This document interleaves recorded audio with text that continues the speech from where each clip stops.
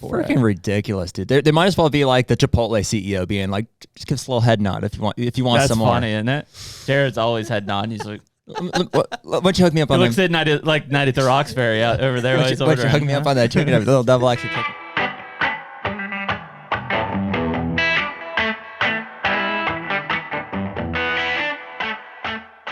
HUNTR Podcast is brought to you by Deer Grow. Man, we've been using Deer Grow products for a long time. The Plot Start and Plot Boost, more recently Plot Till. Now we've got 3 new liquid fertilizers that have been put in the mix that will cover everything we could want for a food plot program. It's huge, man. The more food plotting we do, it's like, man, the liquids just make sense. Like whether it's herbicides or the Plot Start and Plot Boost, and now the fertilizers getting mixed in. It's like, man, I can combine all of those in certain cases and do less passes for more results. I mean, it's all about efficiency. I mean, like you said, less passes. If you're out there treating your beans with glyphosate in the summertime, you can mix in this fertilizer, do that all at once. You have the boost in there to help some metabolism. It's all about efficiency when we're talking about food plots. And really the big difference on these liquid fertilizers is you're bypassing some of these soil limitations, pH limitations, the soil type. In a lot of cases, we talk about dry fertilizers only being available for 17% of what you put down in the first year. These liquid fertilizers straight into the plant are 90% available in the first year. Huge difference in what you're going to see in growth. It's huge. And so right now you can use code HUNTR15 for 15% off any of the Deer Grow products on their website.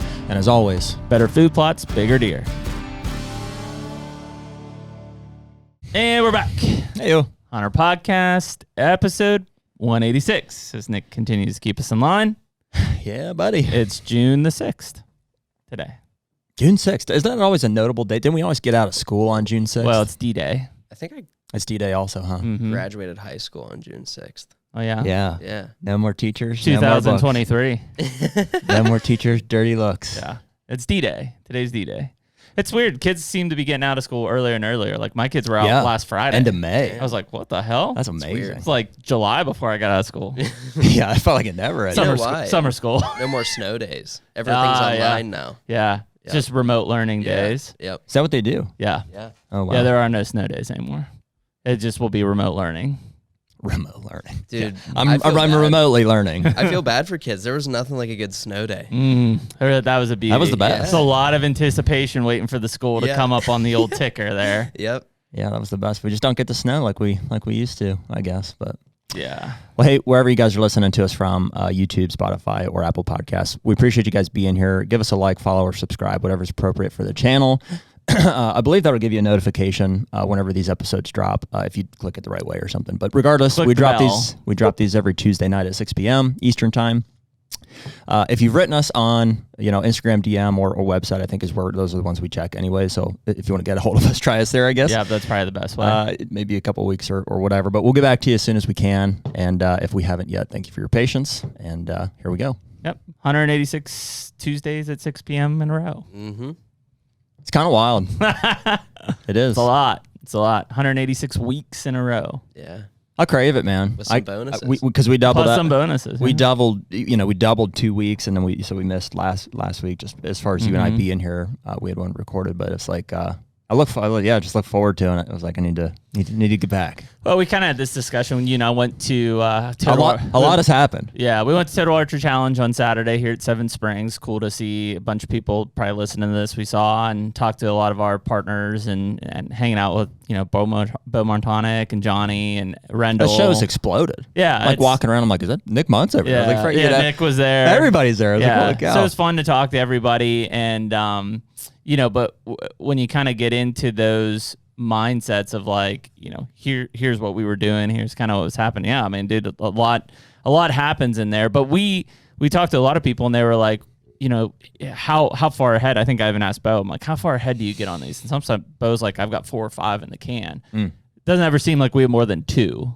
Like 2 seems to be the most. And even then, I feel like I'm listening to something and I'm like, man, we're like behind. Like it's not as real time because we filmed it 2 weeks ago or whatever. So, when people are saying like the CJ thing has come up 1,000 times since the indictment, and it's like, we're going to talk to CJ, we're going to do that episode, but it's going to be when everything's said and done. Like, we won't do it before then because it's still speculation until the case is closed. It didn't even cross my mind. I think it was on the last podcast or two. It's like we started that with like some news, like things have happened in Iowa. And that didn't even cross my mind, but I was like, obviously that had happened. I guess it's a good thing that there's just a lot of things happening at once here. But there's another breaking news thing here. We've kind of been in discussions the last couple of days, so it won't be as breaking news if you're listening to this. But I'm sure a lot of people are seeing on social media Iowa's cell cam ban. It's been all over the place. A bunch of people posting it. The reality is that's not true.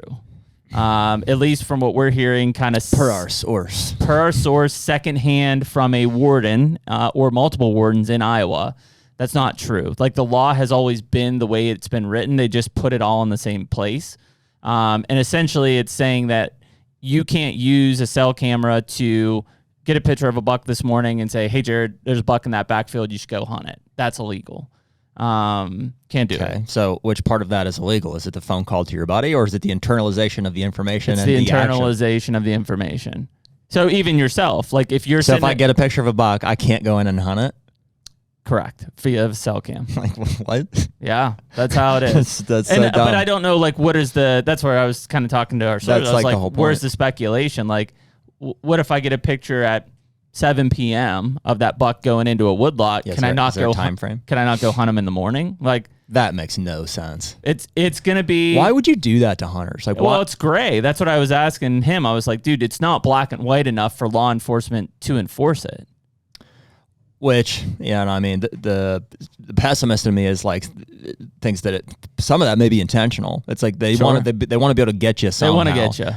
But I can't believe that they would write laws like that intentionally with that in mind. I think they generally are trying to make things clear, and it's just tough because there's a lot of things at play. But that makes no sense. Well, and so on the other side of that, there is a trail camera ban on public lands in Iowa. You can only have it out for the day. Like, if you put it out that morning, you have to take it out that evening. Okay, it has to be out by dark. Just like a tree stand, you're not allowed to have it in after dark. After dark. Yep. Okay. So it can't be there overnight, essentially. Yeah. So, that is a big thing. I mean, that will affect a lot of non-resident hunters in the state of Iowa on public land. Mm-hmm. No cameras. Well, it's the same as Kansas now, right? Yep. Exactly. So, but from Kansas, you can't even have them during the day, right? Yeah, it's period. Just period. Yep.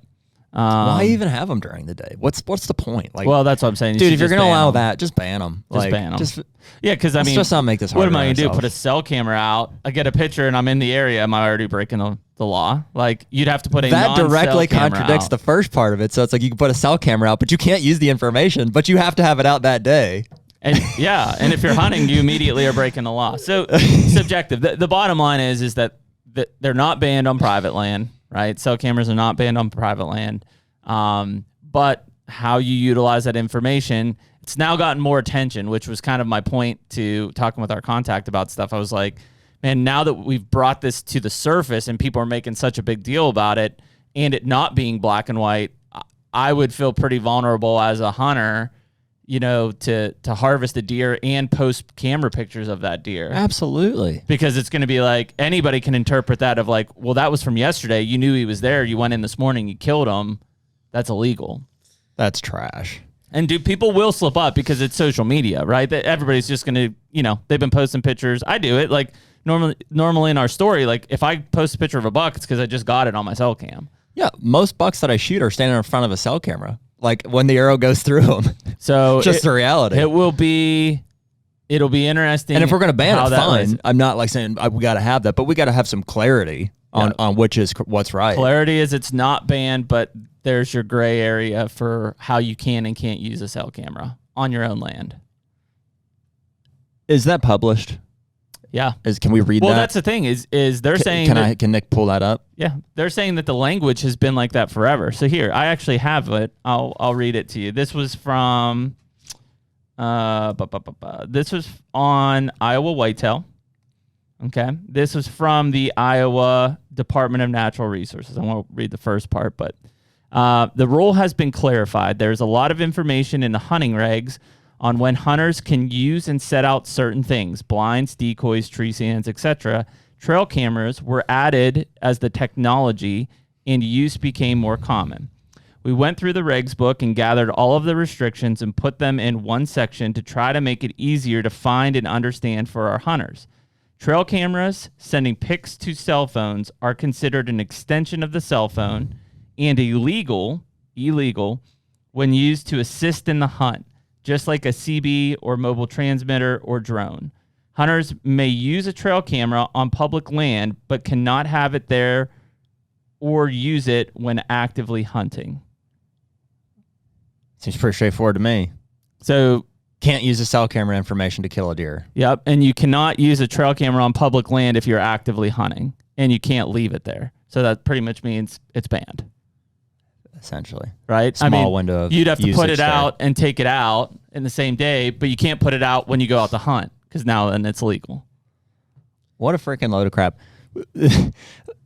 I mean, Does that help clarify though? logistically, like, how do you even pull something like that off? Like, it's just like, it's like, this is... Well, so this was interesting. Apparently, the DNR passed it without any legislative support or anything. Like they made the decision and passed it, which I didn't even know they could do because I think they're a super agency, meaning they have legislator and governor and stuff over top of them. But they did. They made that change. Now, maybe it's because it was all already in law and they just manipulated the language on it. Well, I mean, that's, we've talked about it before, but that's as clear, if not, or unclear as, Pennsylvania's, because you had an instance there where you were trying to understand on the drone thing. You're like, can I use a drone in Pennsylvania? You called a warden. And then that led you into a conversation about a list of approved Electronic devices, of which trail cameras are not on. Not on them. And so technically in Pennsylvania, it's illegal to hunt, to use trail cameras to aid in the hunt, just like in Iowa. Yep. But they don't enforce it at all. Nope. Nor do they enforce you searching for a deer after dark in Pennsylvania. We found out that's multiple illegal. States. Brian, I don't know how many. That's a lot of states. Brian Burhan's former executive director had actually testified the fact that this was a law, but the wardens were not going to prosecute for it. Freaking ridiculous, dude. They might as well be like the Chipotle CEO being like, just give us a little head nod if you want. That's some more. That's funny, isn't it? Jared's always head nodding. He's like, why don't you hook me up on looks at night at the Roxbury out over there. Why don't you hook me up on that chicken, little double extra chicken. Well, you know the trick with getting like your full sample, like if I get a double chicken, I don't tell them I want a double until they've loaded up my single. Okay. I say, hey, let me get a little bit of Al Pastor. Oh, see, and then I'm like, let's make it a double, and then they can't like from the get go try to restrict me. I saw the trick the other day was to do the film like you're making an Instagram reel, and they're always gonna overserve. And this dude got he was overflowing. I'm pretty sure. That's awesome. Yeah, he's like half the time my phone's not even on, but I'm just acting like I'm recording. Somebody told me that they incentivize their employees by with having lesser portion sizes. But somehow they're tracking it, and so they don't want them over serving. So that makes sense. I just want a good balance of chicken and rice in my bowl. Just fair.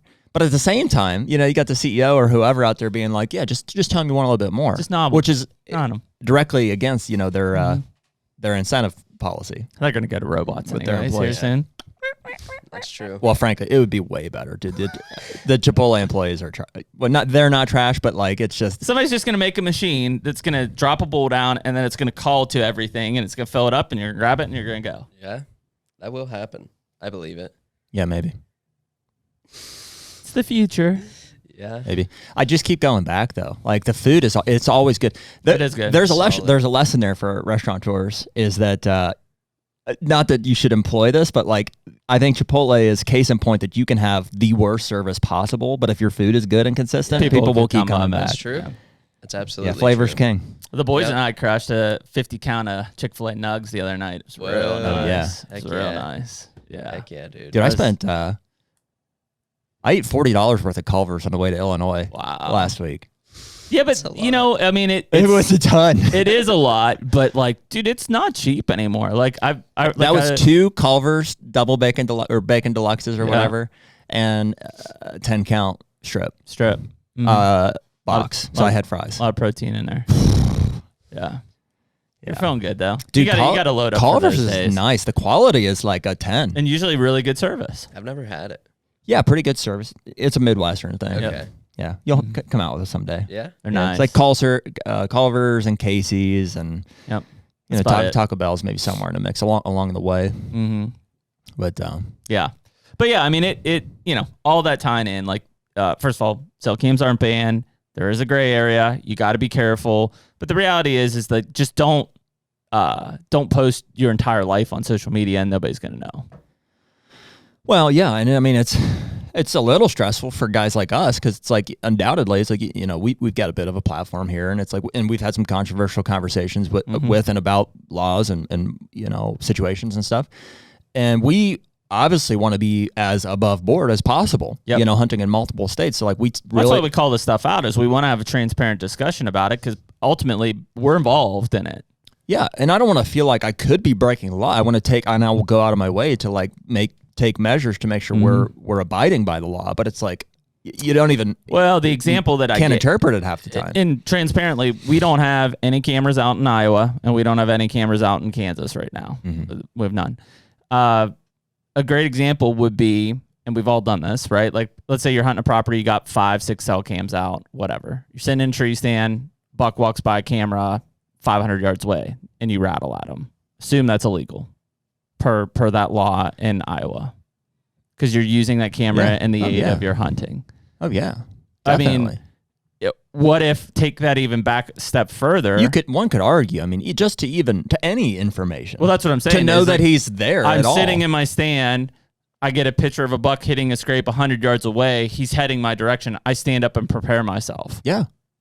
Yeah. So, I mean, as much as like cell cameras per the wardens are not illegal, they sure are going to make them difficult to use legally, right? Yeah. Off season makes a ton of sense. During the season. Well, people want to act like, cell cameras don't really have that big of an impact. Huge. I'm like, yes, they do. I still would argue, if you're smart, you can use that tool to kill deer. We differ on this. I still feel that cell cameras are more impactful than a corn pile, because cell cameras in conjunction with the corn pile give you all the information that you need to target that deer. Without that, I still have to sit my ass in the tree stand and put time in to kill a deer on a corn pile. And normally, I'm going to shoot a first good buck that comes in, not pass multiple bucks and wait for the big 3-year-old or the big 4-year-old to come in and shoot him. Yeah, it's hard to know what's there. Exactly. Yeah, I do disagree with you on that. I think that corn piles are... Yeah, I mean, if we go down that road, you're not wrong, though. I mean, cell cameras definitely are highly effective. But the dynamic is they're two different things. Like a corn pile is an attractant that like doesn't necessarily tell you what is on it, but it does bring them to a certain spot. Yep. A cell camera tells you what's there, but you still have to, you have to get them to the spot. Get them to the spot or figure out where and how to put them. I wonder, like in the example of a state like Ohio, baiting's been legal forever. Cell cams have not been in existence forever. Trail cameras have not been in existence forever. So the addition of cameras seems to have been what really has set off this baiting quote issue. Whereas without cameras, you're right. I'm not saying that people aren't killing deer over bait. They are, but they're not able to be as selective as they are with the use of cameras, and especially cell cameras. Sure. Because they have to put the time in and sit over the corn pile versus he's there every night. He's there every night. He's there every night. I'll go in one day. I kill him. Right. I know it because I have cell camera data. Without cell cameras, I have to go sit every night, and then potentially kill them. Most people aren't going to do that, or they're going to shoot the first deer they see. And that, to me, is a much more random harvest than specific harvest use of cameras. Yeah, you're not wrong. So that's why, like, when we talked to like a Mike Grex, like, I get what he's saying about the bait. I don't necessarily agree that we're going to lose hunters if we take away baiting, but I would love to see if we had an option, a camera ban during the season, not outside, but during the season, because I think that would, just in retrospect to Ohio, maybe Kentucky, that would completely change the way that people hunt and harvest deer. I'm not taking your ability away to harvest the deer on your 2 acres, because you can still put a corn pile out, but I surely am going to make it more difficult, because you're going to have to sit every night to be able to harvest that buck versus just wait on your couch. Okay, cool. I'm going to go in tonight and kill him. Yeah. And I say that because it's been legal forever, and it hasn't been a problem up until the last 7 years, 10 years. Yeah, well, people would do less of it probably. I don't know if they did. I think that cameras... No, I'm saying they would do less baiting if there were no... For sure. Cameras. But we wouldn't be taking away... It would have to be all cameras. Yeah. It wouldn't be cell cameras. Because just no cameras during the season. I guess, yeah. I don't know, man. People get so worked up about all of it. Like there's just there's so many variables, changes like to the season, things that we can use and advantages that you can take and stuff, including, people want to throw food plots and stuff in the mix. And I've obviously got opinions about like the difference in it. I don't know. I mean, dude, we've harped on it enough. I think people are pretty clear on like where each of us stand. Like I don't disagree with anything you're saying about the cell camera thing. I do think that they are a highly effective tool to kill deer, period, but certainly in conjunction with, with baiting. I would say this is the first precedence of what Iowa is setting forth that could trickle to other states, that you're going to have to really consider your use of cell cameras in particular during the hunting season. Mm-hmm. I mean, if I'm a private landowner reading that Iowa law, I don't know. I'm pretty worrisome of what people could tie back to me simply because I'm just running a bunch of cameras. Well, I don't mind the rule change. I mind the wording. Like it needs to be clear. Well, they're basically saying we don't want to tell you what you can and can't do on your private property, but we're going to make it as difficult as possible to where you're going to have to make a decision probably not to do it. Well, and that is where I think that there's a stronger argument to be made about corn plots. Granted, it's not legal in Iowa anyway, so they're fine. Because those are literally influencing the movement of a public resource. Sure. Whereas cameras are not. I don't think you can tell people not to run cameras on their private land. I mean, that I would say I was damn close to telling you that. They'll never win that. I mean, again, it's you a can't. subjective I mean, there are law. I mean, it's going to come down to your local warden's viewpoint on it for enforcement. I personally feel that's a pretty big infringement of rights. If they feel like they can pass a law that says you can't use cell cameras on your private land to aid in hunting, yeah, for whatever purpose, I think that's an infringement. And if they have the ability to go onto private land without a warrant to pursue something like that, that's an overstep. I don't think they're going to have to pursue it. Somebody's going to drop it on Facebook, and it's going to be right there for public domain. Yeah. You're going to post a picture of a deer from yesterday and you're going to kill them this morning, and then it's going to be, okay, did that aid you in killing that deer? The answer is yeah. That's what the whole point of using a camera during the season is. Then make them illegal, like, I guess. I don't know. I feel like, to your point, they can't tell them not to use them on private land. Like Chris Duncan was like, yeah, I think it's a security, like that's like saying you can't use a security camera on your you're not going to be able to. Right. But so to get around that, they're just going to make it as, I mean, there's a reason that, I don't know, I saw Exodus, I saw Infault, I saw Sturgeon. Everybody's saying it's banned. Mm-hmm. There's a reason they're saying it is because it's as damn close to banning them without saying they're banned. So dumb. It's the first question I have. I mean, I respect Iowa a lot. Do they have somebody from Iowa that's like a spokesperson to be like, they have communication people. Here's how this is to be interpreted. Well, I don't know about that. They have communication people. I mean, I respect Iowa's DNR a lot. I mean, they've done the best possible way to protect their deer herd. This is probably the first one that I question, and it's not necessarily how it affects the resource. Just the clarity. It's how it affects the hunters of the state of Iowa. And interpret it how you will, but I mean, based on our interpretation, they're not illegal, but there's going to be a lot of cases during the season, hunt, which is a total interpretation. Yep. And I hate that. That's why, like, our contact and us maybe even disagree on the fact that I'm like, dude, that's practically a ban. And they're like, nah, you'll use it. And it's like, I mean, dude, how many pictures during the season do you get of a buck that morning when you're in the tree stand? Like, and you could eventually kill them a lot, probably. Like, I mean, that is aiding in the hunt. Ton. Inadvertently, right? They're just out there taking pictures, and you're in a tree stand. Like, you're not positioning. The fact that I got a picture of a deer a year ago in a certain spot could lead to me killing them today. Well, didn't we talk? Who did we talk about? Was it Jared Mills? Where we're like, oh, Jared got that picture of that big buck, and he was here. Like, why didn't he get down and go and hunt it or something? A case in point, like that would be and he's like, I wouldn't do that, and I was like, you're an idiot. Like, what do you mean? Like, it's legal. Go kill him. Now it's not legal. Yeah, but it technically wasn't legal in the first place. Like, according to that. Well, dude, whatever on the cameras and stuff. I think that after night one is preposterous. Like, that's the case in Ohio. Public? I know that. And also Pennsylvania. I don't know if you were. I had no idea. Yeah, you're not allowed to recover deer after night with the use of a light. Stupidest thing. Yeah, because it's basically the act of hunting. Like, what do you mean? So Yeah. what do you do if you shoot in the afternoon? You got to get down and recover it before dark? Before dark or tomorrow morning. Yeah. Stupid. Well, and that's why Burhands was like, yeah, we're not going to prosecute that. No different than trail cameras in Pennsylvania are not on the approved electronic device, and yet we have millions of them. But we could prosecute on it if we needed to.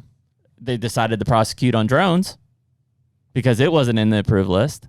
Yeah. So in that case, when I was doing that research, is drones and trail cameras had no difference in the eyes of the law. Mm-hmm.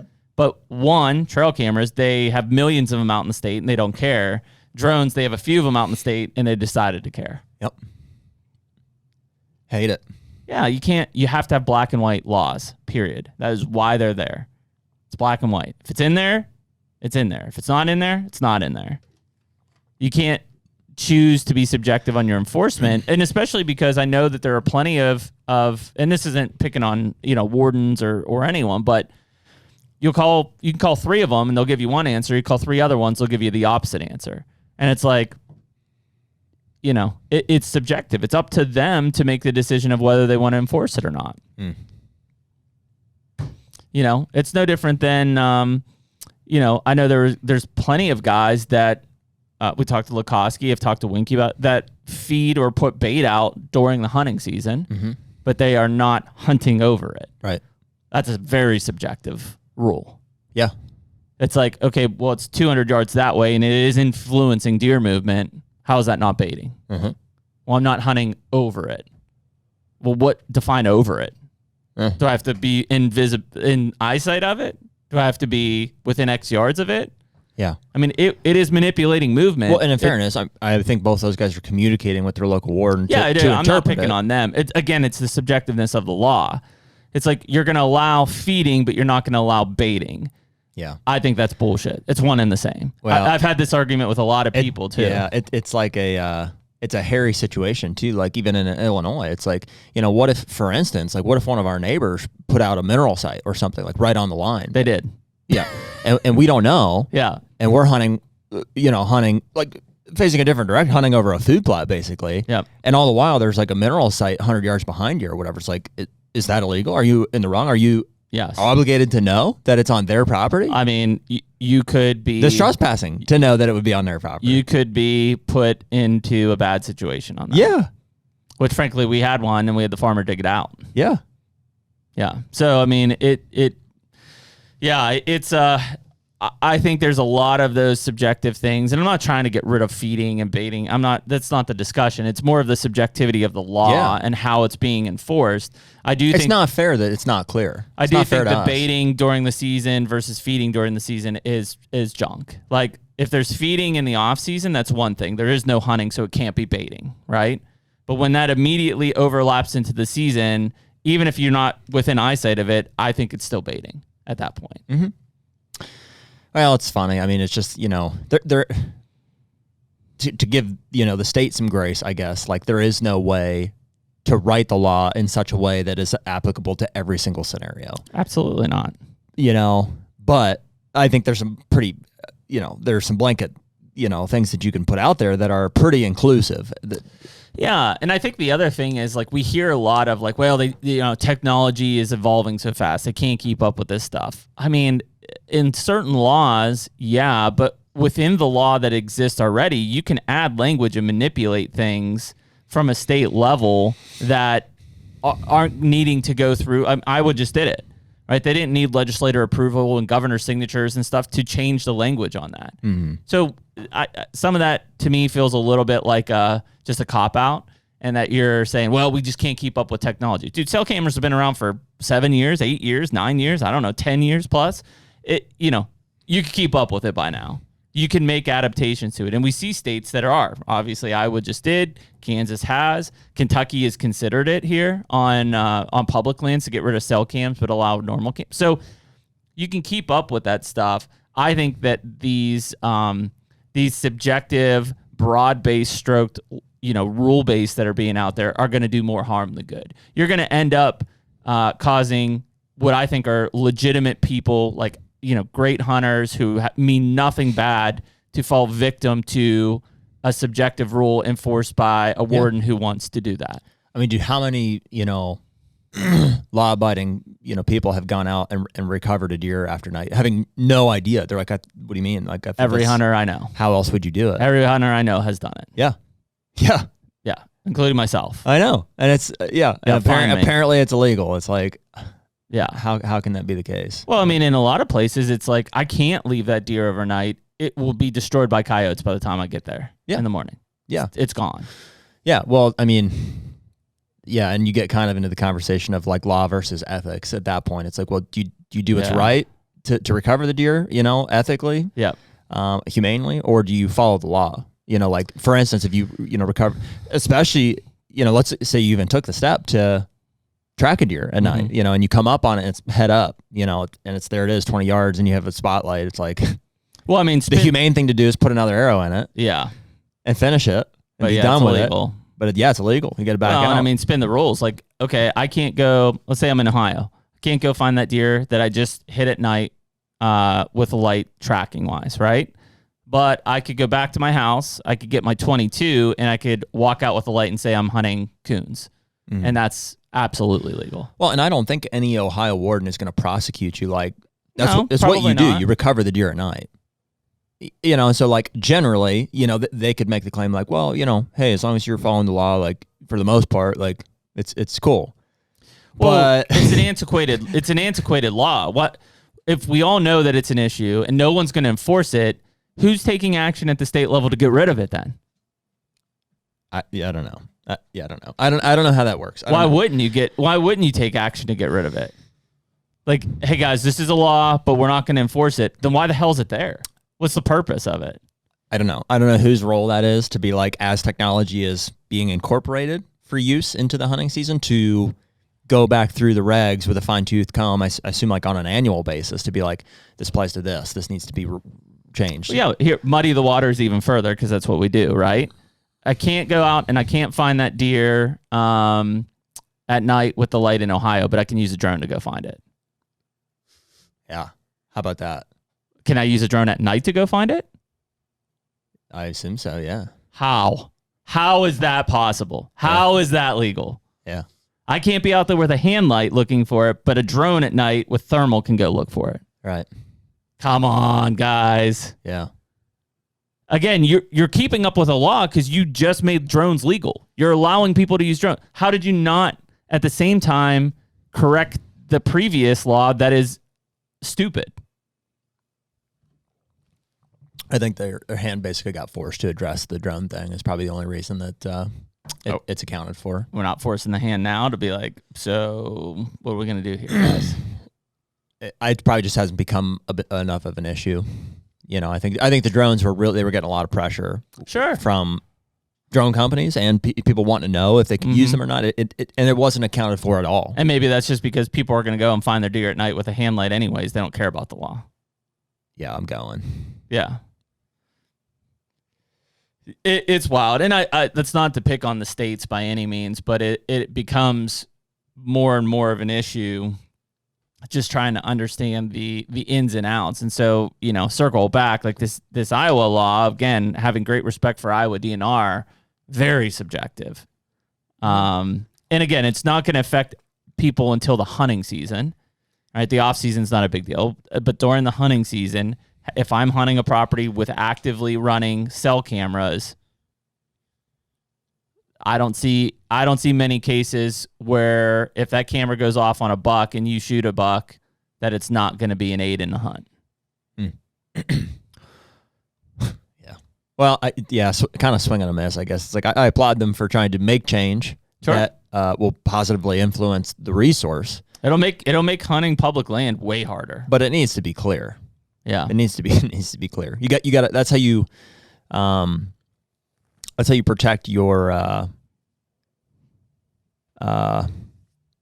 it basically if you make laws unclear, I think that people just aren't inclined to follow them is how that works.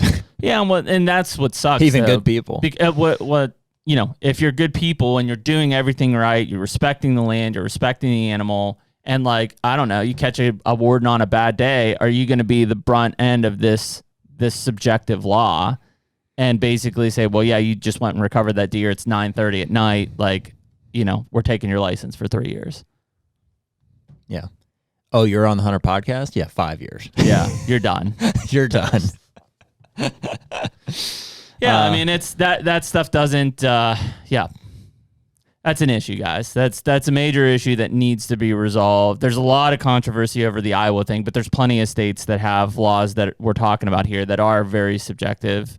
Frankly, I don't necessarily, I know the guy, well, I don't know him, but I know of the guy that got busted using the drone in Pennsylvania. Mm. And I don't know if he was using it for good or for bad. I'm not saying that. But to his defense, it wasn't on the legal electronic law for use, but neither is trail cameras, and they don't prosecute for trail cameras. So again, you open the door a little ways to say, well, yeah, you can use trail cameras. Okay, well, then I'll just use drones because they're not on it either. Well, you can't go that far.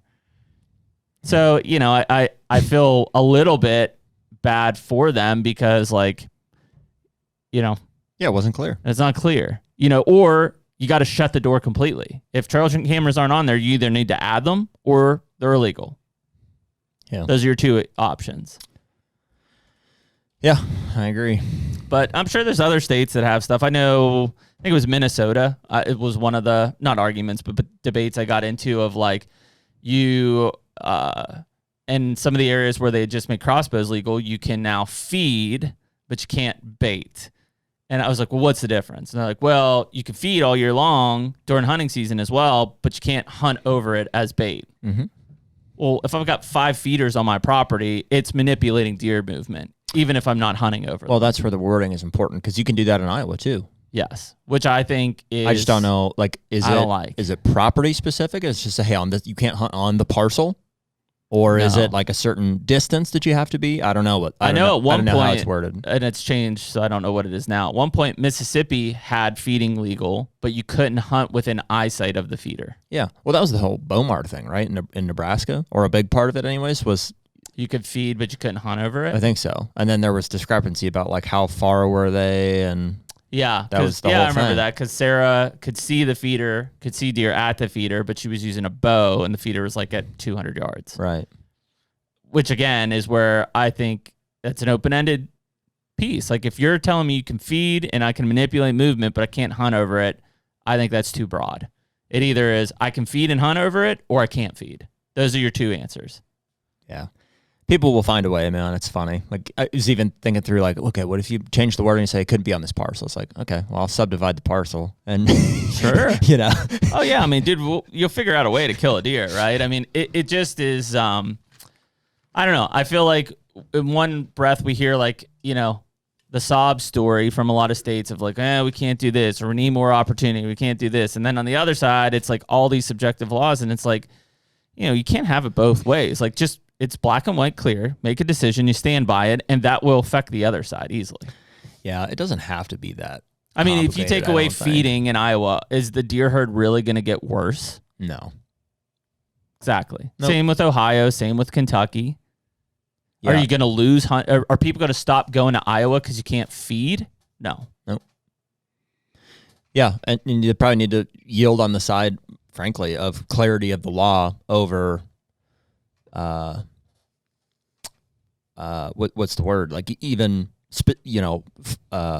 Specific management of the resource. I think antler restrictions in PA are an example of that. Yep. Ideally, it would be, hey, whatever, 4 years old or older is the rule. Yeah, but people can't. Yeah, but we have an antler restriction, which is the state's acknowledgement that we're all too stupid to age deer on the hoof, and we still, which they're right about, and most people still can't. Which they're right points. About. Yeah. They're but maybe they can count points. Yeah, they're 4 points? On one side. Damn it. That was total. Yeah. Dang it. Better shoot another one. We're trying again. Yeah, so I mean, that's where you get into some of this stuff that it's difficult to understand. And again, I think most people are law-abiding citizens, and they're going to do it by the book, and they're going to take caution. But I believe this Iowa cell cam thing on private land is setting them up for failure. Setting who up for failure? The hunter. Yeah, agreed.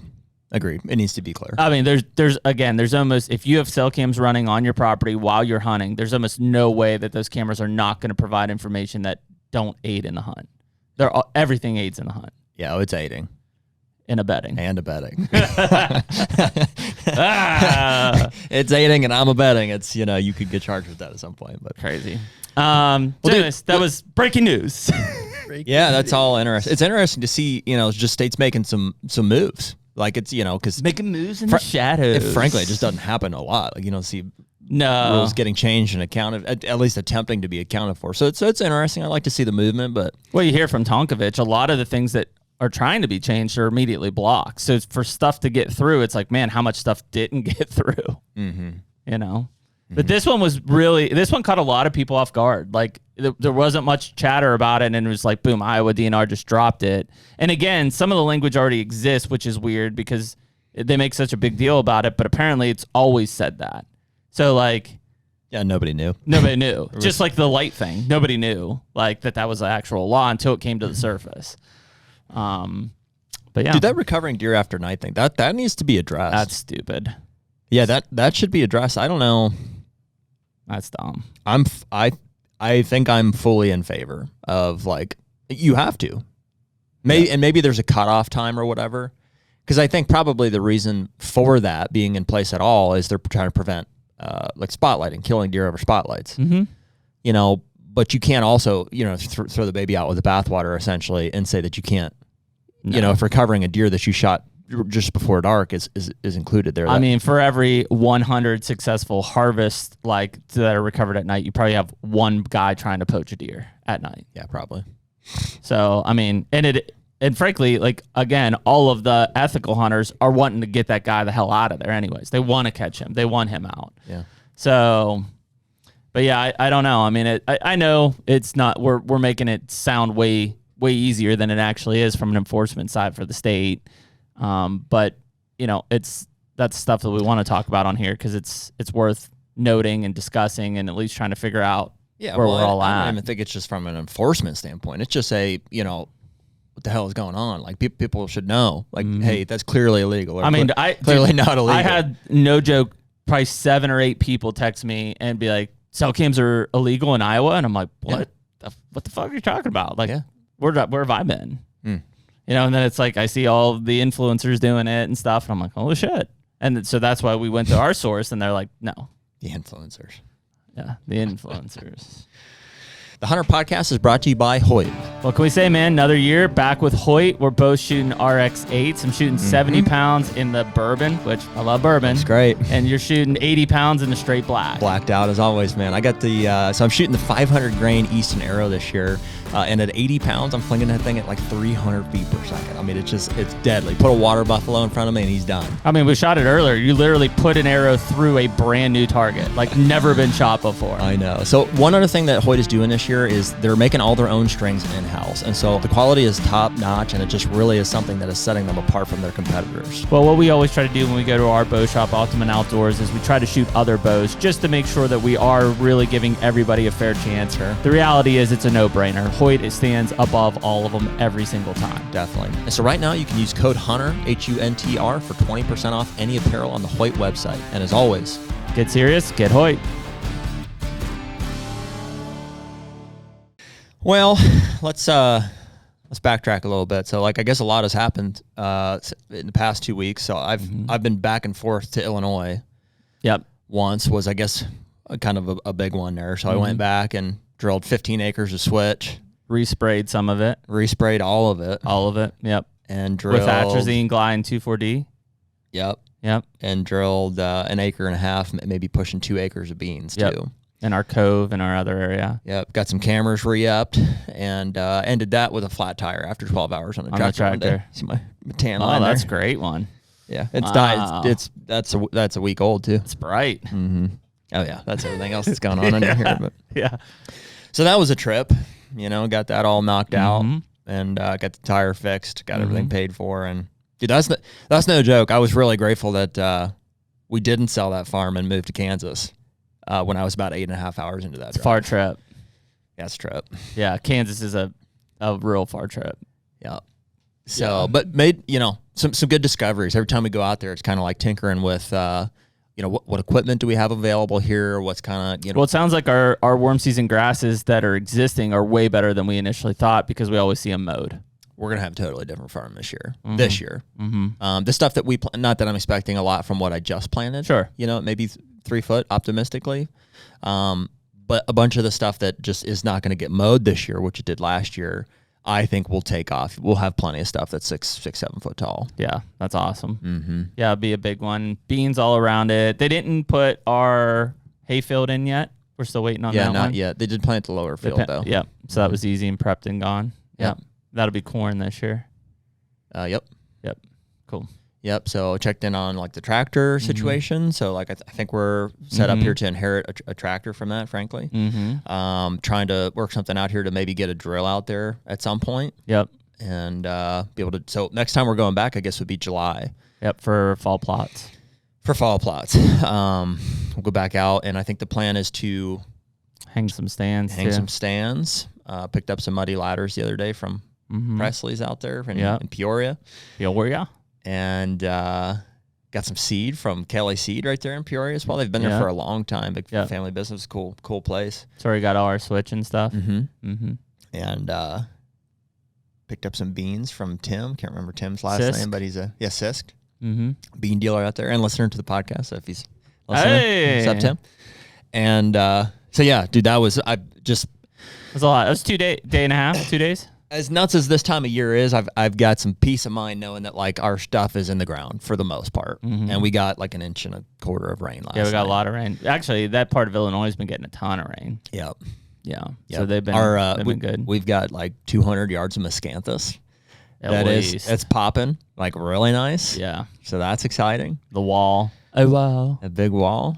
So huge. Yeah, it's all kind of coming together here. So like now I'm kind of getting to the point here where I'm not like chomping at the bit, but I'm starting to think about getting some cameras fired up. I've been running them. I took down some, but most of them just cranking. Yeah. Yeah. I need to get all my mineral back out in Ohio. There's a few bucks. I mean, dude, I assume everybody is this way, but like maybe not. I'm just like, I lay awake at night, just wondering, just like scheme, like it's all coming together, and like where these bucks are going to be at and stuff.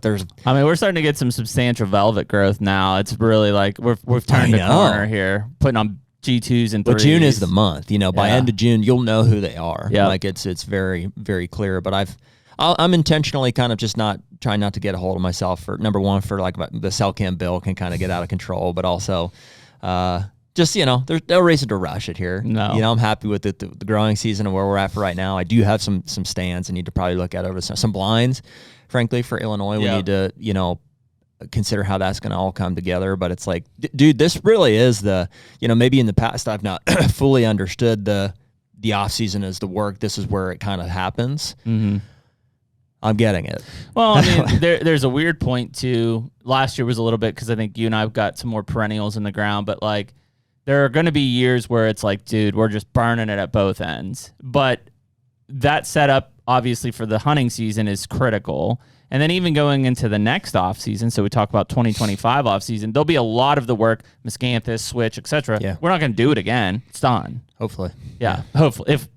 But you're right. The plan is that you don't do it again. You build on it. You build on it. So that's where you get into a cycle here, because guys they're like, man, how are you guys planting this and that? And it's like, I've got 1 year that I'm like trying to get it all in. And then other than that, it's like trying to decrease. Yeah. It's never just 1 year though. There's always another farm, another project, another. Oh yeah. I mean, I'm not saying, but in theory, that's you plant perennials or you plant switch because you don't have to mess with it year after year after year after year. Yeah.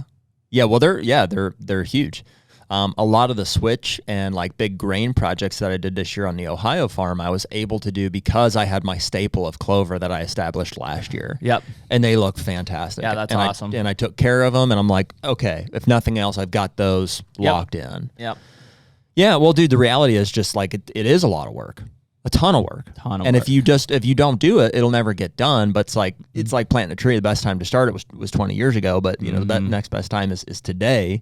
So like having done so much of this, I can look back even just over this season, but certainly over the past 4 or 5, and be like, man, look at all the stuff that we've done. It's all kind of starting to have a play here. I was like, and you forget about some of it. You're like, oh yeah, I remember there was time the water hole wasn't there. That switch section wasn't planted. These trees weren't cut. The field wasn't burned. This grain wasn't here. This clover wasn't, in its third year. All those things start to, and you can really It's start a snowball. It snowballs. There's momentum there, and you can start to understand how dude, on my Ohio place, and it's happening quickly in Illinois too, but there's just a learning curve is like, it's just a lot of fun to gain understanding of like, you don't know. I mean, you can use topography and make like we did last year, but then as time goes on, you could be like, oh, like here, I was missing this section here, or hey, just with a little bit of manipulation, I added 2 new stand locations here. That's happened a lot on our Illinois place. Oh yeah, we looked at that last year and said like, I don't know, what do we have? There's 5 or 6. Yeah. To now, it's not like the property's gotten any bigger or anything like that. We're just like, hey, I think we can support like 3 or 4 more stand locations for different winds and stuff here, and here, and here. Yep. With an extra set of eyes, with some manipulation, with adding food, with the addition of some of these like the property grass stands. hunt's completely different. When you had 50 some acres of mowed CRP, that is then going to be hopefully actual CRP. It's a complete change into what you're doing. Yeah. I was doing that last night, dude. I was just in my brain running through my Ohio place. It feels good when things are like in order as far as like these stand locations make sense. Because when you start, you go off the topography. You look at, you're like, I think this, I think that, and you put stands. Yeah. You have to observe. You have to observe, and it takes a few years, frankly. Oh, absolutely. Well, in Illinois, will be really tough with that. Anybody that hunts big ag knows that the crop rotation dramatically affects those deer movements. Yeah. You go from thousands of acres of corn around you to thousands of acres of beans around you. Like those deer movements are going to be a lot different. Where they stage. And so like last year, we had all that corn around us. I mean, we had some deer bedding on us, but I don't think we had nearly that many. I bet this year there's a ton of deer bedding on us because it's just going to be 3-foot beans around us. Yeah, and we'll have the cover to support it. Correct. Yeah. Yeah, dude, it's fun. It's fun. I think that that's the stuff that people, when we talk to people, and it's not a knock on them, but like when you hunt, especially just public, but other stuff, like people you won't really understand how fun and passionate it can be to like work on management and habitat for a property. A lot of times we hear like, well, that, that's cheating, or like that, that's not fun. That's not real hunting. It's farming, whatever. There's a whole different like atmosphere around generating food plots and cover and cutting timber, whatever it is. Like there's a different type of fun in that then leads into the hunting season. To your point, like you reap the rewards essentially. Yeah, and fine, call me a farmer if you want. Like I'm not offended by that at all. I really do. Like this time of year, I'd be a shitty farmer.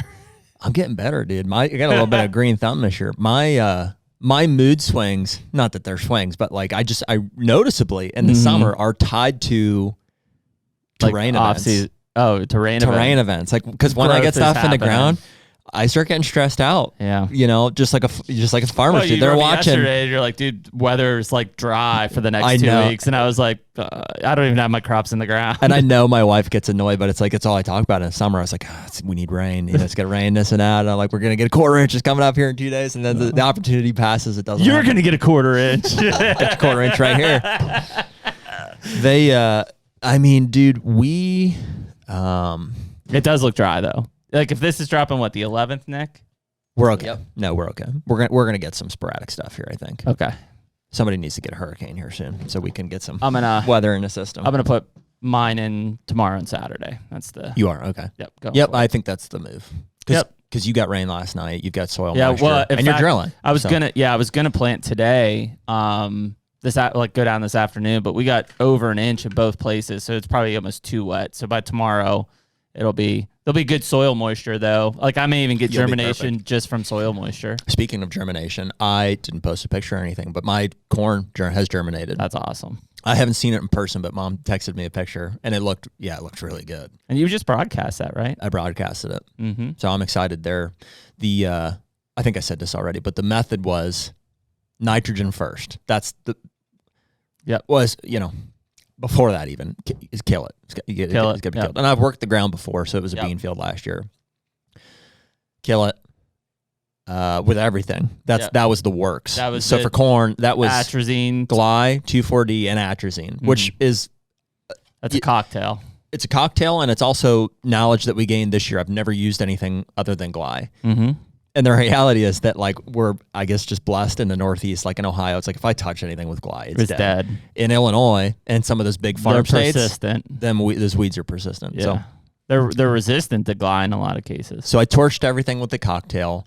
On the day that we were planning broadcast nitrogen of 200 pounds or 4 bags to the acre, dissed it over with an aggressive disc.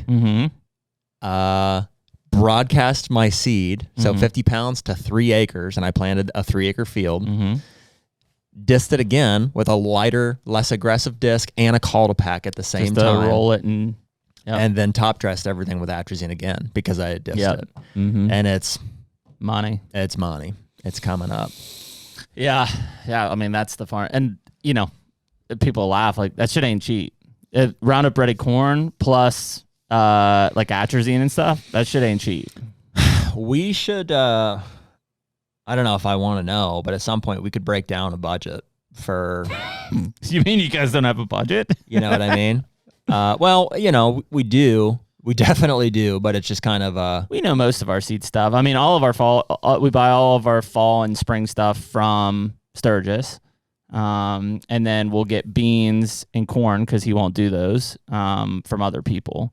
But we go heavy, as do I think most people on beans. Like, what are we planting? 75 an acre? Well, what did we get? I mean, so, yeah, like you said, so from Sturgis, like he doesn't do any grain. Right. So we get clover, brassicas, rye, and switch. Yep. From Sturgis, the pure wildlife blends. There's a code. It'll air in one of our commercials. You guys can get that. It's 110. And it's great stuff. For the grain, we do the real world beans. Yep, Gen 2. That's what we have done there, and those work great. Per bracket's recommendation, in the past, I've done 50 pounds per acre. Is what the bag calls for. This year, I did 200 pounds to the acre. You what? Or maybe it was closer to 150. Holy cow! Yeah, I did like 150, really? 150 pounds to the acre. Wow. You don't do that much at home, right? Yeah. Did you? This year I did, yeah. Well, that's because your dad opened up the pipe a little bit too much, right? Yeah. Yes, but also it's okay because that's kind of what I was shooting for, and also some of it was classic Dwayne. Some of it was old seed, so I was accounting for like 70%. I was thinking I'm going to go like 75 to 80 pounds per acre. Yeah, that's fine. I think that's what I budgeted. Yeah, well, that is the consideration is how much do you want to pay? Yeah, because it's $85 a bag. Mm-hmm. Well, I mean, dude, Roundup Ready corn's worse. Was that like $180 a bag or $200 a bag? Yes, but that'll get you 3 acres. Yeah, they go further. So it was the Eagle seed, right? We did Eagle seed Roundup Ready, and it's corn. Roundup Ready. Mm-hmm. Yeah, so those were 3 different companies there. That's where we sourced all our seed from this year. Mm-hmm. Like I said, in Illinois, I picked some up from that Kelly seed stuff, and that was solid. But the nice thing about being in Illinois is like we've got all the co-ops at our fingertips, like the ag co-ops. So like our Gly 2,4-D and atrazine, it's right though there. expensive, still cheap in like 5-gallon cases pretty easily. It's not, you can't find that very easily from a Tractor Supply and stuff. Well, atrazine you can't buy in a lot of states. It's regulated. I'm gonna say all in Illinois, we spent about $600 in herbicide. Sounds right. Right? Yep. Does that account for the first time? I just gave you a bill in there. It was what, $400? No, it doesn't account for the first time. We're probably about $1,200 in. $1,200 in herbicide, which is but it was like 17 acres. Yeah, like 15 acres of switch. Yep. That got sprayed twice. Yep. 2 clover plots that got sprayed with cleth, and we had some left over. That's how we used it. A little bit left over, and the beans. Yep. So I mean, we did a significant planting this year. Yep. And really had to nuke some stuff. Yep. So $1,200 on that. $400 on the beans. $1,500 in switch seed is what went into that place. Mm-hmm. And maybe a few $100 extra on brassica seed before the end of the year. And that doesn't count, stands or anything like it. Stands and blinds and cameras and adds up. Man. It does add up and fuel, backing out there. It's not cheap. No, it's not cheap. No, it's not cheap. Yeah, and none of that includes the mortgage. Sorry, that's my event. Yeah, doesn't include the mortgage or the property taxes, which we got that bill the other day too. Mm-hmm. Yeah, I mean, so obviously we've talked about in the past, like a lot of that is because, podcast and or our other revenue streams that allow us to pay for that type of stuff. We are revenue stream. Sounds so fancy. We bust our asses other jobs to make money to be able to pay for our stuff. Second and third jobs. We do have in the Illinois farm, unlike some of our other places, like we've got a pretty substantial CRP check coming here soon. Yeah. Early fall, which will be nice. I'll be like, yeah. Well, so CRP pays us $20,000. We got 50 acres in CRP, just short of that, maybe 19 something, 18 or something. So, but figure it's 5 for property taxes, so you're down to 12. Mm-hmm. And then your mortgage, just 2 or 3 months will eat that up. Yeah, gone. But it does help. I mean, definitely. Yeah. Offset the interest that we're paying and stuff. And so yep. it's just all part of it. You want to set up a budget up front. And in the meantime, we've got structures on the property that we can depreciate, continue to depreciate. And we've got an appreciating asset in the land itself. Yep. And so, correct. Yeah, we feel that it's a good investment and we're enjoying the heck out of it in the meantime. Well, that's what I was talking like the bow up at Seven Springs and stuff. Like that's the stuff I try to talk to people about because they're back and forth on investments, and it's like, listen, man, there are plenty of investment places on the market, stock market, money market, bonds, whatever. But it's not tangible. Like you can't really do anything with it. It just sits there and accrues and does its thing. Like land is an appreciating asset. I don't care what anybody says. I don't think it's ever coming down in price. It's just becoming more and more limited. It will. I mean, it will. There will be, we talked to Skip about this at length. Like, that's what people said leading up to the crash in 2008. Sure. But people couldn't get rid of their farms. Yeah. In 2008, it was like people were stuck with stuff. It'll drop at some point, but over the long term, it will come back up. Yeah. Definitely. Yeah. Well, everything ebbs and flows, but I mean, we've been on the up and up here for 4 or 5 years at least. Mm-hmm.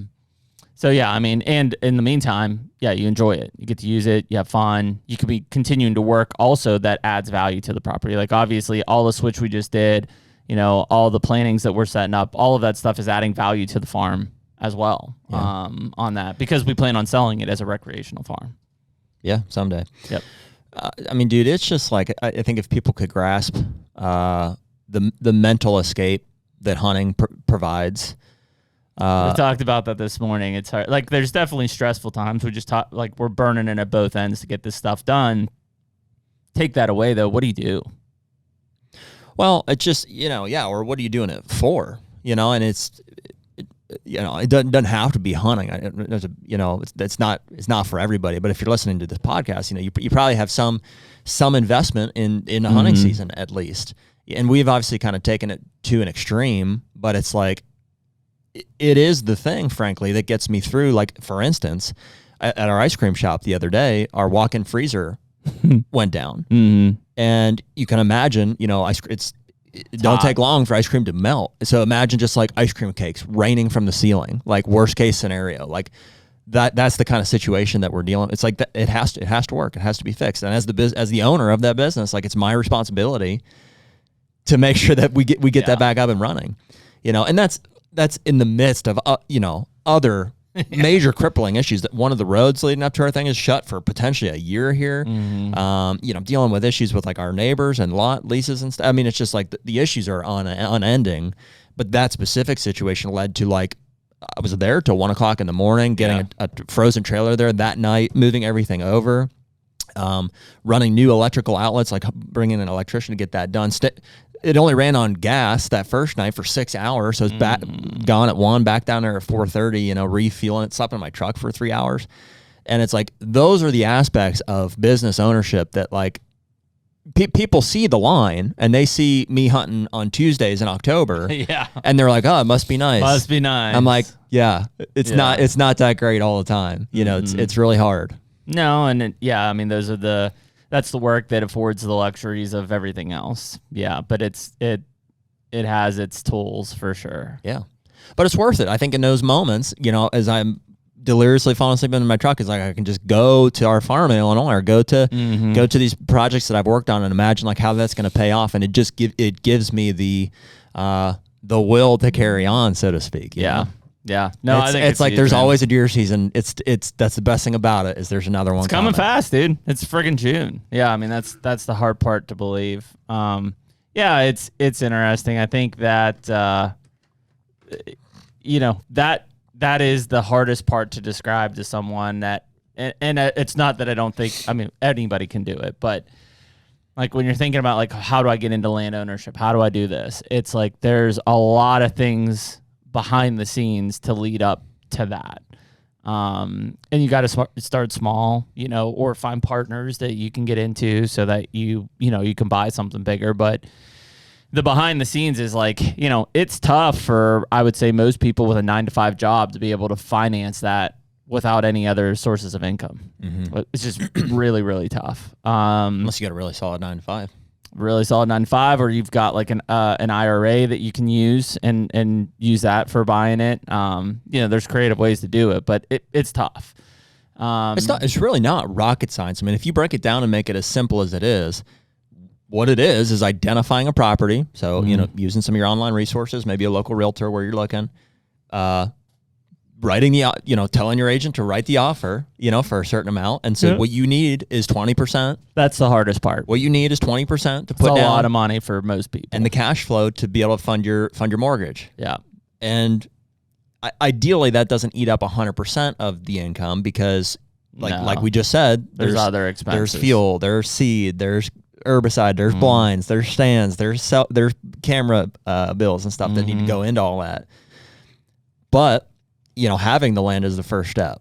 Yeah. So yeah, that 20%'s tough. And I remember the first time I wrote a check for it, it was like, holy shit. Yeah, it's ridiculous. Giant. Yeah. So, but I mean, again, the nice thing is you're not putting it in most cases into a depreciating asset. You're putting it into an appreciating asset. Yeah. And so you can get that money back. It can come back to you. Yeah. Well, and in fairness, it in most cases is not going to be the highest return on investment asset that you can, like generally just the stock market is going to have a higher, faster rate of return. Yep. Unless you get a property for a deal, which is really the trick, So you have like, if you buy a $1 million farm for $900,000, like on day one, you've got $100,000. It's appreciated by $100,000. But I'm sure you do too. Like I've got people ask me all the time about like, how are you investing? How are you diversifying funds and stuff? And I'm like, well, ideally you're generating enough income to put into to diversify. I mean, is the word, but it's like, hey, there is value from a long-term passive standpoint to have it in the stock market. There is. Yep. I don't know anything about stocks and bonds. So it's not like I'm sitting here day trading. We got a guy for that. Got Nick. Yeah. Skalma, manages our portfolio through Edward Jones. And that's just kind of there. It's just kind of happening in the meantime. And I try to put some money into that. And along with that, you've got HSA accounts, other, Roth type accounts that, are worth putting money into every year. But beyond that, it's like most of our income goes to business endeavors, which we're constantly starting new ones and of. Constantly putting money in to fund. And real estate, yep. because it's the one thing that allows us to like exercise our passion. Yeah, while having an asset. And it's also a good investment in tandem. It's kind of an excuse because I want it, right? Yeah. But well, yeah, I mean, I think that's the big thing is you got to figure out what you want. Like I've got, like probably right now, if it's not raining, Johnny Stewart's digging a pond at my house here, and it was one of those things where it's like I could save that money and put it into another property or do something with one of my other properties. But when I think about it, I spend a lot of time at my house here in Pennsylvania. So like one of those things is like I put a deck on. Like now it's like, well, if I dig a pond and I have it, like kids can fish, I can fish. Like why not? I'm here all the time. Like, we talk about how hard it is to get to Illinois because it's 10 hours away. This is out in my backyard. So Johnny's digging a pond. And I used to dig ponds by hand. Like if you went behind my parents' house today, they're like, it looks like foxholes. Like there's just all these little ponds and we would put carp in them. We'd put trout in them and the coons would eat every freaking one of them. And so it was funny. I sent a picture to my dad and my cousin who we used to do all the ponds with. And I was like, dude, hell of a lot easier than digging by hand. Johnny's in this giant excavator, just, ripping stuff up and stuff. But, it'll be what we talked to Brackett about. I mean, ponds actually, it costs money, but it adds a lot of value to a property if you sell it. You know, a lot of people want a water feature and want a pond on their place. Sure. But I'm doing it more so because I'm there. My kids are young enough. We're going to spend time. We'll fish. It's right there at my backyard. Yeah.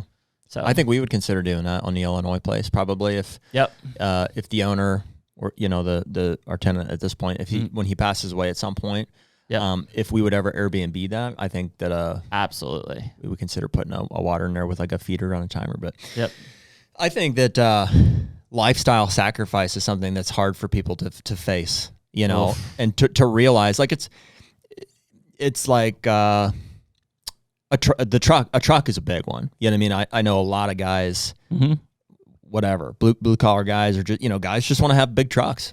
I get it, you know, and I'm not saying you can't, you know, but like, for instance, you know, I'm driving a Toyota 4Runner with 174,000 miles on it. Yeah.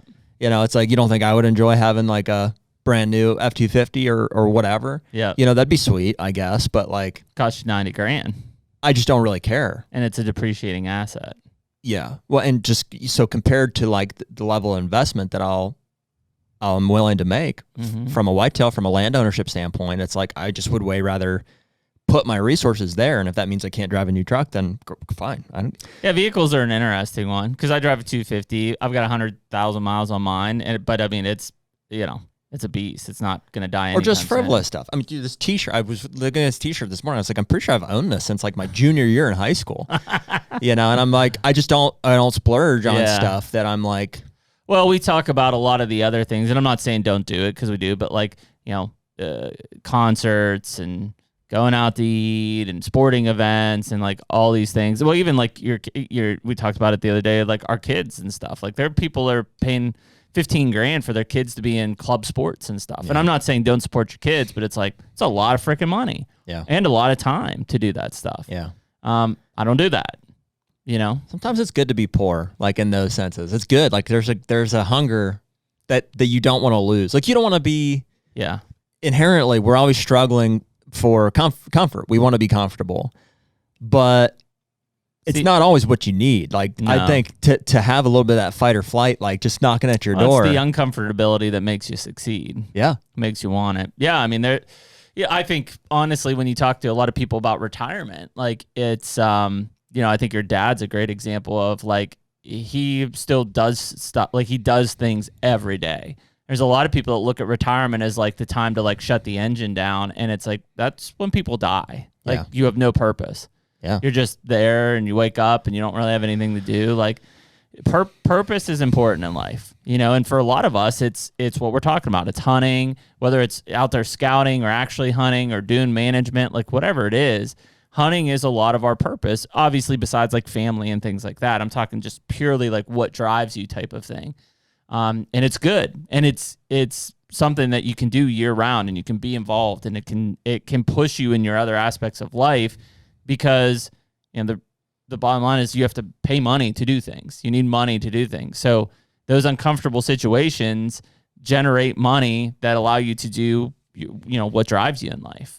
And still be able to provide for your family and everything else, right? You're not living in a cardboard box. That's what my wife always says. If I buy a property, she's like, I don't give a shit as long as we're not living in a box. Mm-hmm. So like you still have responsibilities, but that uncomfortability to drive your purpose, I think creates, you know, a different system mentally on how you do things overall. Yeah. Well, I think a lot of the, like as far as the land ownership discussion or just, you know, even back that off to just like, if there is some sort of time or financial commitment to be able to do the hunts that you want to do, I think there's a lot of like paralysis by analysis. Like things don't just like happen in life. You know, you have to like, and you have to be intentional about setting time aside, about setting funds aside to make it happen. Yeah. And I'm not saying, you know, you should shortchange your responsibilities, like obviously not to your kids or to your family or to your job, you know, whatever it is. But if you don't, like, for instance, take those days off that you're allotted or, you know, push yourself to like get things done in the evenings or on the weekends or like, you know, on a dedicated trip or whatever, it's fine. It's just not going to happen. Not going to happen. Like, dude, if I didn't bite the bullet and say, I have to drive back to Illinois to drill this switch and do this, it just wouldn't have happened. Just wouldn't have happened. And it would have been okay. Like we still would have a farm out there, and it would be, it'd be. That's what it takes. That's what it takes. Sacrifice. Well, I mean, that's where I think I drove out there in that 4Runner with 175,000 miles. I had it in the morning before, and they're like, and I was getting. It was like, you thought you needed alignment. I was braking, and they're like, yeah, your left axle's like broken. I was like, okay, replace that. And then so I pick it up that morning. I pick it up. Yeah, we're going to need one of those. So I pick it up the next morning, and like I'm leaving for Illinois like within the hour, and all of my lights are like flashing at me. And I'm like, this is not good, right? And they're like, I think it's just a sensor. I'm like, okay, well, I'm driving to Illinois like now. I sense this is not right. They're like, yeah, you should be fine. You should be. I'm like, okay. So I drove to Illinois with my freaking all of my lights flashing at me the whole time. My key fob when I was out there broke. You know how the plastic around it. Yep. This is my backup key. Mm-hmm. This snapped out of there. Oh Jesus. And I'm like, after 12 hours on the tractor, Thursday, legitimately 12 hours. I'm like trying to turn it without this thing on it, and it like won't turn over the whole way. So it's like ring, ring, ring, ring, ring, ring. So I'm worried that it's like there's something wrong with my truck here. Yeah. I was fortunate I was able to start it and like get it home. and yesterday I dropped it off and got that thing fixed. I got a flat tire in the meantime on the tractor and on my truck. You got one on your truck too? It was slow leak on it. Oh Jesus. I just had him fix it while I was down there, so I just throw that on there. Dude, it's been a rough week for you. It's been a week, dude. A lot of breaking shit. Yeah, just broke a water main line in this front morning. of There's a water main break. At our ice cream shops. I don't know. It just is what it is, though. Yeah. Like, what are you gonna do? That's life. You just freaking bear down and like just know that there's another deer season coming. There's a lot of people though that would in all of that happening would just shut down. Yeah. They just shut down. They'd go into their hole. They'd eventually get stuff fixed, but it would be drug out over weeks, and everything that they had planned would be shattered, be gone. They're like, well, I can't do this. I can't go to Illinois. Can't do this. I can't go out and shoot tack. I can't do this. Yeah, and we did all that stuff in the midst. We still did it. You just roll with it. You just do it. Well, and that's where the opposition in life, I mean, is an opportunity to show you who you are. Mm-hmm. It's like, am I gonna like let this roll off and just fit and fix it and keep moving forward, or am I gonna just shut down? Mm-hmm. And so like it's not for the faint of heart. I mean, specifically speaking to business ownership, to land ownership, to a lot of the things that we do on a daily basis. It's like, it's not to brag that like, oh, we've done this, we did all this great stuff. It's just like, that's the person you have to be to sustain that kind of lifestyle. We hear a lot from on the real estate side for people we're selling property for. Most people are getting older and they're like, man, it just takes too much time for me to manage this property. That's why they're selling. They're downsizing. It's too much for them anymore. Yeah. And so when you think about it, like people say, well, yeah, I'm just going to go buy this hunting property in Kansas or wherever. Dude, things still have to get done out there. Even if you're not going to plant food plots, like stuff still happens. Management still needs to happen. You can't just let it be nothing, right? Yeah. And so that's a tough mental battle for people to take in, because when you get to that side, you have to realize there's a time aspect to that. There's a money aspect to that. There's an equipment aspect to that. All of those things are a big uphill battle, but you just have to figure out how to get it done. Well, and I think what I was saying earlier about the paralysis by analysis is like, so you can sit and fester and consider all that stuff, and it's like, boy, do I want to take that on or this or that? And it's just kind of like, and 5 years is gone. You're like, I could have, you know what I'm saying? Like, time is passing regardless of your analysis of the situation. And so it's not slowing down. If anything, it's like noticeably going Speeding faster. up, yeah. So you can just do it and suffer and enjoy and live life and get all of it in, or not. And it's your choice. But you can't sit there and bitch about it when you don't do it. You can. A lot of people do. Yeah, but I don't have any respect for them, because you're just bitching about it. Fine. Well, we were at, so obviously most of my properties I have are wooded, right? So I don't, that new Kentucky property is a lot of old pasture and field. So I need to mow. Jeremy invited me to come hunt his Kentucky farm this year. I did. Nice. Let's put that on a record. How about that? There you go. Because we didn't drive North Dakota. Yeah. We'll see. And so I need to mow. Well, I have a mower that came with the Ohio farm.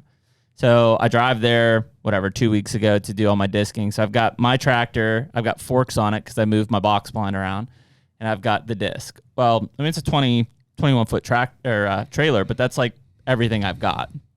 So I'm like sitting there kind of like doing like the puzzle pieces in my head. I was like, okay, if I put the disc up front and then I hook this to that. And so like I've, put everything on this trailer, and I'm weighted down in Ohio to go to Kentucky. And, got everything strapped down good. And like, I remember pulling in somewhere and I'm looking, I was like, dude, this is like, but had I not done that, I wouldn't have had a mower to then go to Kentucky. I mowed all my trails. Dude, when I was done there, I was like, this looks great. Like I have all my access trails mowed and stuff. But it's like, if I said, well, I'll just wait till the next trip. Number one, it probably wouldn't have. I would have been in the same situation. I still had the same trailer with the same tractor to get all that equipment on. Number two, it would have been 3 months later, and everything else would have grown up even more so. Yeah. And it's just like, yeah, you just gotta. It sucks trailer and stuff too. I mean, that's the time commitment from an out of state landowner is. I mean, it's. I'm about to do it tonight. I've got to load all the beans and corn into the truck and switch. I've got to hook up my trailer. I've got to put my shitty drill on my tractor, load that up, which is a lot of weight, and then I'll be ready to pull out tomorrow morning. And I got to go to Ohio and plant, and then I got to go to Kentucky and plant, and then I'll come home. All in, whatever, 18 hours, 24 hours at the most. I was watching your Instagram stories. I think, where was that? Where do you have that blind in that little pinch point there? Ohio. That's when I moved. Looks pretty sweet, first of all. Yep. I think that you may at some point want to broaden that gap there. It looked like it's pretty tight right up to the blind. Like how far would you say from the blind to the first tree is? Because there's a gap between two fields, right? Yep. Yeah. There's a main and you're trail accessing right back there. this way. Mm-hmm. Yeah. I'm probably 12 yards from that gap. I think if you give them a little more, yeah, I bet they'll use that even more. Oh, I could open it up. That's what you're saying. That's what I'm saying. Yeah. I could open that up easily. Mm-hmm. Mm-hmm. Give them like 30 yards. 30 yards of opening. Mm-hmm. Yeah, there's a creek right there. That's the only thing I've got to get through a little bit, but I can open that up. A creek running up through the tree line? Through the tree line there. How does it come across that gap? The stream? You mean the field gap? Mm-hmm. Oh no, the field gap's really wide. Field gap's like 50 yards. What are you saying? What's a 12-yard gap? That there's a little gap in between the two fields there. Yeah. That comes from right to left. Yeah. Into the field that I'm looking into. Yeah, that's what I'm talking about. That's where the stream is. It's right through that woods there. It's just a small pinch. Know what you're thinking? Not quite following you, I guess. I'm bringing up on Smart and Forge here. So they look weird, but that's one of the fields. Mm-hmm. That's the bigger field. Yep. Blinds right here. Yep. And so this gap right here is what I'm talking about. This one right here? Yeah. Yeah, there's just a deer trail that comes through there. Yep. You're saying where's open this 50-yard up gap you're talking about? Oh, this field. Yeah, this here's what I'm talking about. Just open that up so that it's a bigger gap between the two. I'd take the whole thing out, looking at it on a map like that. Mm-hmm. Yeah, could do that. Is there any reason not to? Like, why are those trees left there? No, there's no reason. Yeah. There's a little field up here that's got switch in it too. Cool. It was clover, but I killed it all and put switch in it. I think they're just going to be a little hesitant to come through that, because that's where you want them, right? You want them coming through that pinch. Mm-hmm. Mm-hmm. Yeah. Is it pretty secluded, the whole thing? Yeah. I mean, there's the road and stuff. That's my access trail. You see it come out. I love that. Mm-hmm. And then where's these fields? Oh, that's right there. Yeah. Yeah, that's sick. So what, you're just going to hunt those on any north wind? It's actually... Yeah, north and or northwest. Mm-hmm. Cool. Yeah, I just noticed that on your story. I was like, boy, I bet if you open that up, they'd feel even a little more comfortable. There is a good section I could there. probably open up at least 15 or 16 yards, probably wide right there. Mm-hmm. Before I get into more tree stuff, like just brushy shit. Mm-hmm. I could just go and chainsaw that. I just do that all with chainsaw. Just drop whatever trees you got there, cut them up for firewood, and plan over it. Mm-hmm. Yep. Yeah, we could do that. Yeah, no, it's better yet. Put your little water hole right there. Yeah, well, that's what I was thinking. That's the other thing I got to get to. Is that a new mustache, Nick? Yeah, Oh my word! I Trying didn't a see little it. It was bit. like a blonde boy over Wow, there. I think it just came in a little bit since we started here. I do grow pretty like light facial hair. Wow, It's like but almost it's ginger. full though. Mm-hmm. Yeah. Yeah, if you like blackbearded it, it'd be really some stand just out. for men. Mm-hmm. You put stuff in your hair? Mm-hmm. You do. Yep. I was wondering use, how you like, got it to like flare out like that. So nice. Oh, thanks, man. I just use like a little. You ever see Something About Mary? That's how he does it.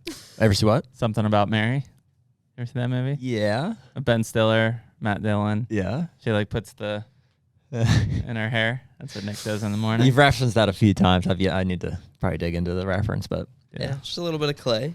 You know, clay. Little clay. little clay. Oh wow. Cool. Natural. Well, yeah. I mean, anyways, lot of work. I mean, dude, we've been friggin' this year, notably, like more than any other year. I think we've just really. Well, the warm season grasses have been a new thing for huge. us this year. Yeah, dude, that's a whole new world. We just haven't done any of it before. Did you plant some yet this year? Mm-hmm. You did. Yeah, and I've got some more to do the next 2 days. HUNTR Podcast is brought to you by Pure Wildlife Blends. Yeah, buddy. We're doing a lot of food plots this year. It seems like the planning, the preparation, like the coordinating for getting everything, in the ground, it's like it just never ends. Yeah, and I just got off an 18-hour bender where I'm on multiple farms getting everything ready. But this year, fortunately, we've got Pure Wildlife Blends, which is Jeff Sturgis. Who better to partner with for our food plot program than a guy who's got 30 years of experience, been on thousands of farms. I mean, the guy lives and breathes food plots. Yeah, and so the blends themselves are all handpicked by Jeff, and it's like, man, we've had a lot of conversations with him over the years, and he's been pretty influential in how we set up farms and stuff. And frankly, the product, it's in a name, it's Pure Wildlife Blend. So a lot of these other seeds that you see that are blue and orange or all these things, it's because they're coated with lime and they're dyed, and it's marketing at the end of the day. So we have a lot of confidence in the seeds that Jeff has chose, and that's what we're going to be planting this year. And so right now, you can use code HUNTR10 for 10% off anything on the website. So if you're looking for switch, clover, brassica, or Jeff's favorite, layer in the rye. Layer in the rye. Yep, check out purewildlifeblends.com. We were talking about? So you got some switch in the ground. Yeah, I have a little bit in Ohio, up on those new food plots. So a lot of them are on like ridges or saddle benches. So I switched the sides to force them up onto the top. What's the right analogy for what switch is to a hunting property? It's the filler. It's like the joint. It's that holds everything together. It's like the conduit. Yeah. That's all you're thinking? Yeah. No. It's just like it's the compound that holds everything together. It's just like that is what enables you to accent the cucumber accents the water in such a way. You've seen that? Mm-mm. I've seen that. Will Ferrell. Mm-hmm. I put it everywhere. Well, I think understanding how deer use edge Yes. flies right into that side of it. So like everything that I've planted, although I've got one area that's a little bit like fuller. Most of it is to create edge and or buffer an existing edge of a timber stand. Mm-hmm. I think those are some of the things that historically, if you look at, especially in ag country, it's like woods, field, like hard edge. Mm-hmm. And now having a lot of those insulated with this switch provides depth back from that field into the woods more. Mm-hmm. So deer don't feel as exposed, basically. In year 2 and 3, the switch is 6 foot tall, right? So, I mean, it's a big piece. But also, I think breaking up some of these bigger fields with it is kind of an eye-opener. Yeah, definitely. It's just like... it's the missing piece, that I think some of the Midwestern guys have been like for a long time. I know Brackett's been like, it's a staple. Like you got to have it. We don't have any. Nobody's planting switchgrass in Ohio. Like very few people. Yep. And I'm looking at some areas. Like I think the concept of like, that's their side. Mm-hmm. This is my side. Mm-hmm. And to use that as a tool to not only buffer their side from the food source that I'm likely hunting over, in a food scenario, but to also pinch them, to force movement in such a way that we can take advantage of. Yeah. Not to mention, like at some point, it's good screening for in and out access. Absolutely. Yeah. Absolutely. So I put it, frankly, on most of my plots this year. Mm-hmm. And I think the mistake would be it's easy to look at and say, well, I'm just gonna completely encompass my food plot whatever it is, half acre. Yep. And just put little openings in it. And I guess other guys have told us that. You know, it's not like we have experimented with this stuff for years. And so like our experience, like it's fairly limited, right? Well, I think Tony LaPrat's one of the guys that uses it. I don't know if it's switch necessarily, but he uses those grasses and stuff to break up larger fields into like a lot of smaller fields. Does he? Yeah, because he's thinking small property management, like 40-acre chunk. So if you have a 3-acre field on 40 acres, he's breaking that 3-acre field up into 7 or 8 or 10 small fields. Like food sources? Yep. Really? Mm-hmm. Well, see, and I think you can overdo that. That'll be a good debate to have with Tony, I guess, is I have heard that as like you can take that too far. I mean, if it's a maze, right, and they're starting to feel like there's just I can't get out. So what's interesting is his theory behind it. This was during, I think, the Higgins debate that he and Don did. The Legends debate. The Legends debate is that he simply did an observation between does and fawns in the field, how many does and fawns were in the field at a given time, and then the number of scrapes and rubs around the field. You know, those were the baselines. And so when the field was solid, there were only like a doe or two with fawns in the field, and there were significantly less scrapes and rubs around the field, like 5 times less. Then when he broke it up, there was 5 times more scrapes and rubs, like they were marking each smaller field like territory, and he saw a lot more does and fawns utilizing the field at the same time. Interesting. That's not what I would expect. I would expect...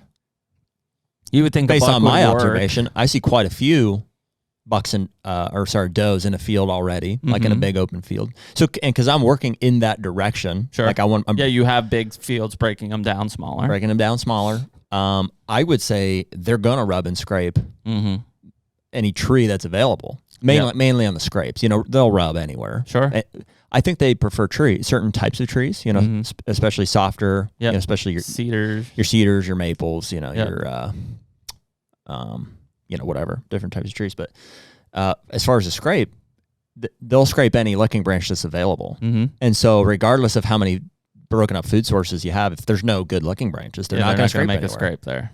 Yeah, I would agree with that. Yeah, the situation has to be set up for it. Which does tell you something. It tells you that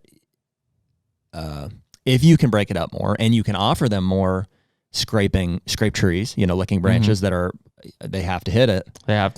Then that can create more stand opportunities, I feel. Which I could see in an open field setting. Like even if you had a pile of licking branches around an open field, like if I make a scrape and a licking branch here, I can see and send check there. Like I don't really need to make one there if I'm the deer. Whereas if it's broken up and I go over here and there's another one, like, I'm going to make one here because I can't see that one now. Yeah, definitely.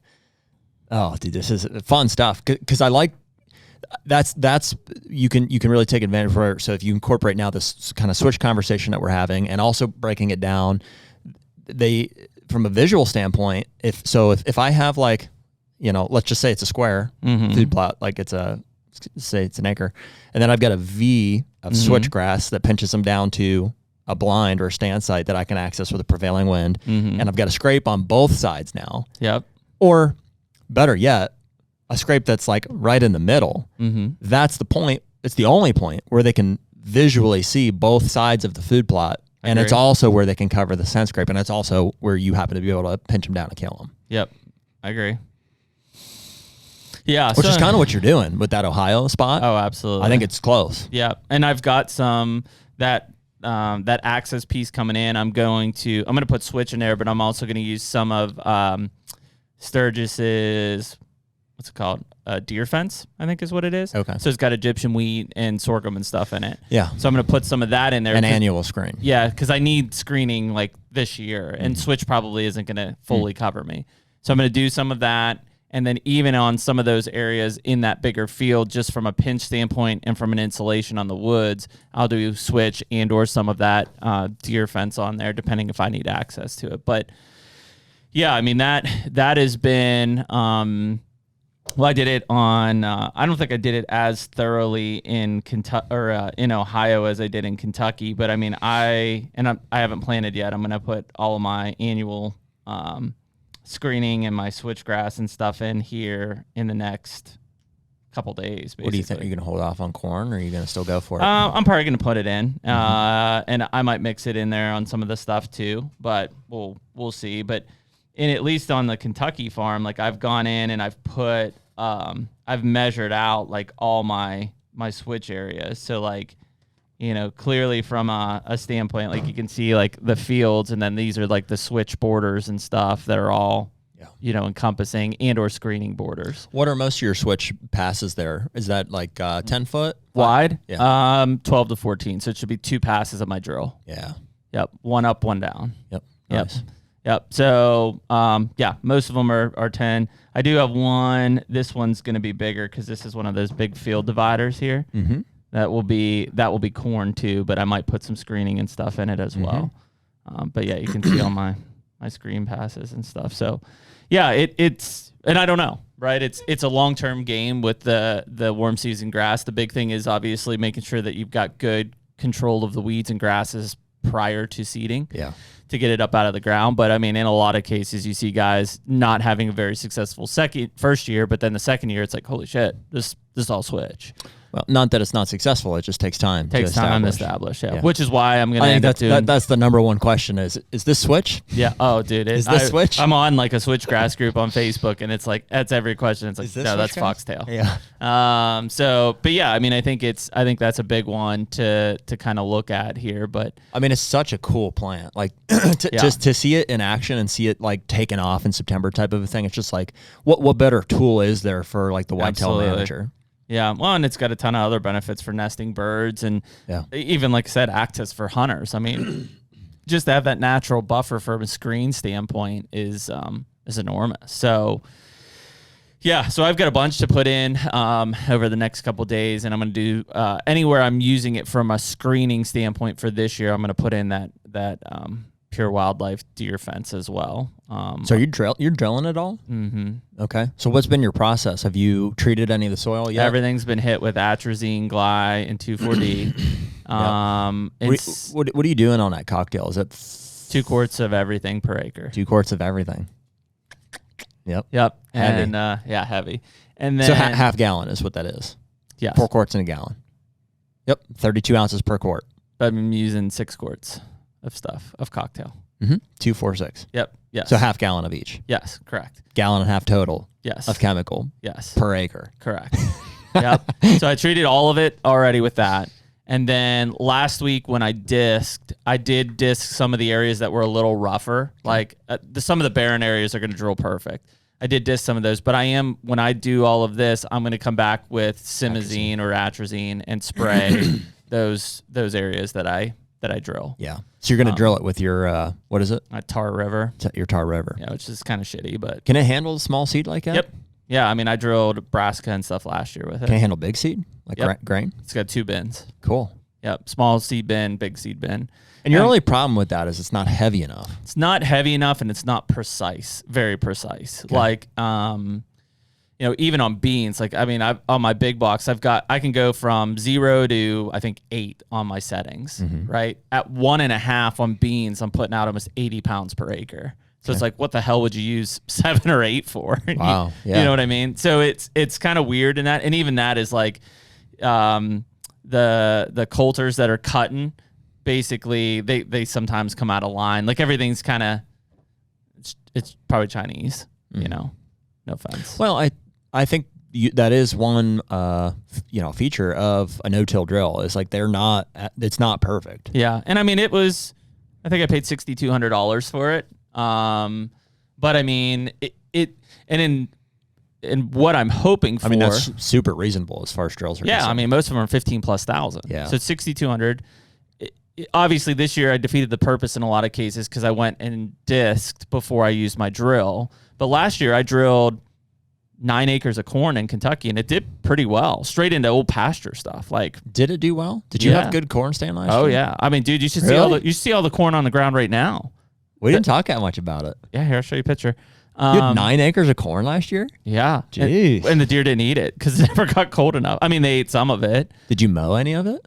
No, because I didn't have a mower out there. Wow. So like the fields look completely different than what it did look. But so this year I went in because I'd never tilled or dissed any of the soil in Ohio or Kentucky. So I did that. And I'm hoping then next year, like I won't have to. It'll be a pretty good seed bed basically laid down. But obviously the next 2 days when I go in there, it should be like butter, cutting through that stuff. Dude, I still don't like that was all my corn last year. Oh, wow. You had 9 acres of corn that looked like that? Yeah. Dude. Yeah, it's crazy. But here is I don't know if I still have the picture. That's the same corn I planted this year? No, that was a different one. That's the NutriCrave stuff? That was that NutriCrave stuff. Who makes that? Real World. That's a Real World corn. Yeah. I don't know. Oh, yeah, here. So, but I planted it into that, which was like old broom sedge and stuff. Yeah. So, like, it was real, like, number one, I had 3-foot grasses basically all around it. So, like, even when it was coming up, like, I couldn't even see how well it was doing. I went in, I mowed all the grasses, and I tilled everything under last week. Yeah. So, I mean, it looks 100% different. And now I'm going to drill right through it with beans and stuff. And so are you planting beans in all 9 acres now, or what? I'm putting beans in putting beans in 11 acres in Kentucky. Wow. Yep. A lot of beans. And then almost 4 acres in Ohio. Mm-hmm. Are you doing any corn this year? You are. I'm doing some corn in Kentucky. I've got about an acre of corn that will be in that strip that kind of breaks that big field is almost 5.5, 6 acres. Big field. Yep. So I'll have a break in between, and then I'll have about an acre and a half of beans on one side, and then I'll have about 4 acres of beans on the other. It's fun, man. Yeah. We're almost farmers. Not good ones, but terrible. We're almost farmers of some sort. I know. That's what Emily says. She's like, you're just like a bad farmer. I was like, but a farmer. Yeah. You're saying I'm a farmer. You're saying there's a chance. I mean, listen, most farmers that I know just turn it into insurance anyway. So like one and the same. Yeah. And so I do think that in order to plant grains, like it seems like a tractor is a requirement. Tractor's a requirement. And I think long term, a good no-till drill is also a requirement. Long term. Yeah, you can get away like what you did. Well, and you even have a seeder, right? The Ferminator is a seeder with a cultipacker packer. I don't use it. I thought that's what you used. No, that thing sucks. The problem with the Ferminator. Did you use it for disking and cultipacking? Yes. Yeah. The Ferminator is great to be able to disc and cultipack in the same pass. But not the seed. It's clutch for that. The seeder, and I guess we're cheap, but I don't even know why they would sell it this way, is like there's no agitator in it. So it just has a flat bottom, so seed just sets. Yeah, that doesn't work. Especially with small seed. Yeah, you need an agitator in there. Or they should have just designed it so that the seed falls down. But to their credit, we bought that years ago. 8 years ago, 10. Yeah. And it's solid. So from a disc, and the cultipack, huge. I mean, obviously there's intermediates to it. Like that Tar River I bought for $6,200 is a no-till drill. Like I no-till drill corn, which frankly, it's tough to no-till drill corn. Mm-hmm. Most people don't. You use a corn planter on tilled soil. Yeah. But we're not farmers, right? We're just trying to grow corn for deer. So, it's fun, dude. If you can grow corn, like I think you're really doing something. Yeah. So I mean, still like not, but that's where like at least this year. I sent you some too. That nitro grow is going to be clutch for corn. It's a timed release, which is what most farmers are using for their nitrogen, is a timed release in 3 phases of the corn. Kind of like its initial phase, its growth phase, and then when it silks out to put the actual cob on. So it basically, the plant utilizes the nitrogen at different times, whereas non-time release, it's just all available at once. And then like if you need again, you got to apply again. So let's talk about some of the new deer grow stuff, and like now we're getting into post-emergent spraying. Yep. So, and I know, which is what all the new fertilizers are for in deer grow. So one, disadvantage or hurdle of the plot star is like it's you can't mix it with Gly. Yep. Or the fertilizers now. Can't mix the fertilizers with Plot Start. So Plot Star is the guy that doesn't like to be mixed. Yeah, and it's just because of its calcium and the micronutrients and stuff in there. It it reacts, it has a really strong binding material. So that's why it's so good in soils. It doesn't leach through, it binds to the soil. Well, when you mix it with, let's say, gly, it binds to the gly, which means neither of them work. They just sit there like inactive in the soil, essentially. Okay. So that's why you can't mix them together. So plot start, but plot start really is to be used prior to growth, like at or before seeding. So is gly, though, right? Technically. Well, not on Roundup Ready stuff, right? You're going to use gly on an actively growing plot. Or weed just before. Yeah, beforehand. or weeds. Okay, so how would you go about, can you spray them both like in the same day? Yep, as long as it tanks? dries. As long as it dries out. So you just can't have Which the is like liquid an hour and a combination. half, 2 hours it dries. Do you have a preference as to which one would go first? So typically, here's how I do it, right? And it depends how much time you have, but trying to coordinate it is, I'll nuke all my stuff 2 to 3 weeks before I plant, right? Everything, just gly, nuke it, or in the case atrazine, whatever. When I come back and I plant, I plot start. Yeah, I plant and plot start same day, right over. Like I'll put seed in the ground and then I plot start right away. Then when it actively grows, that's when the boost and the fertilizer come into play after that.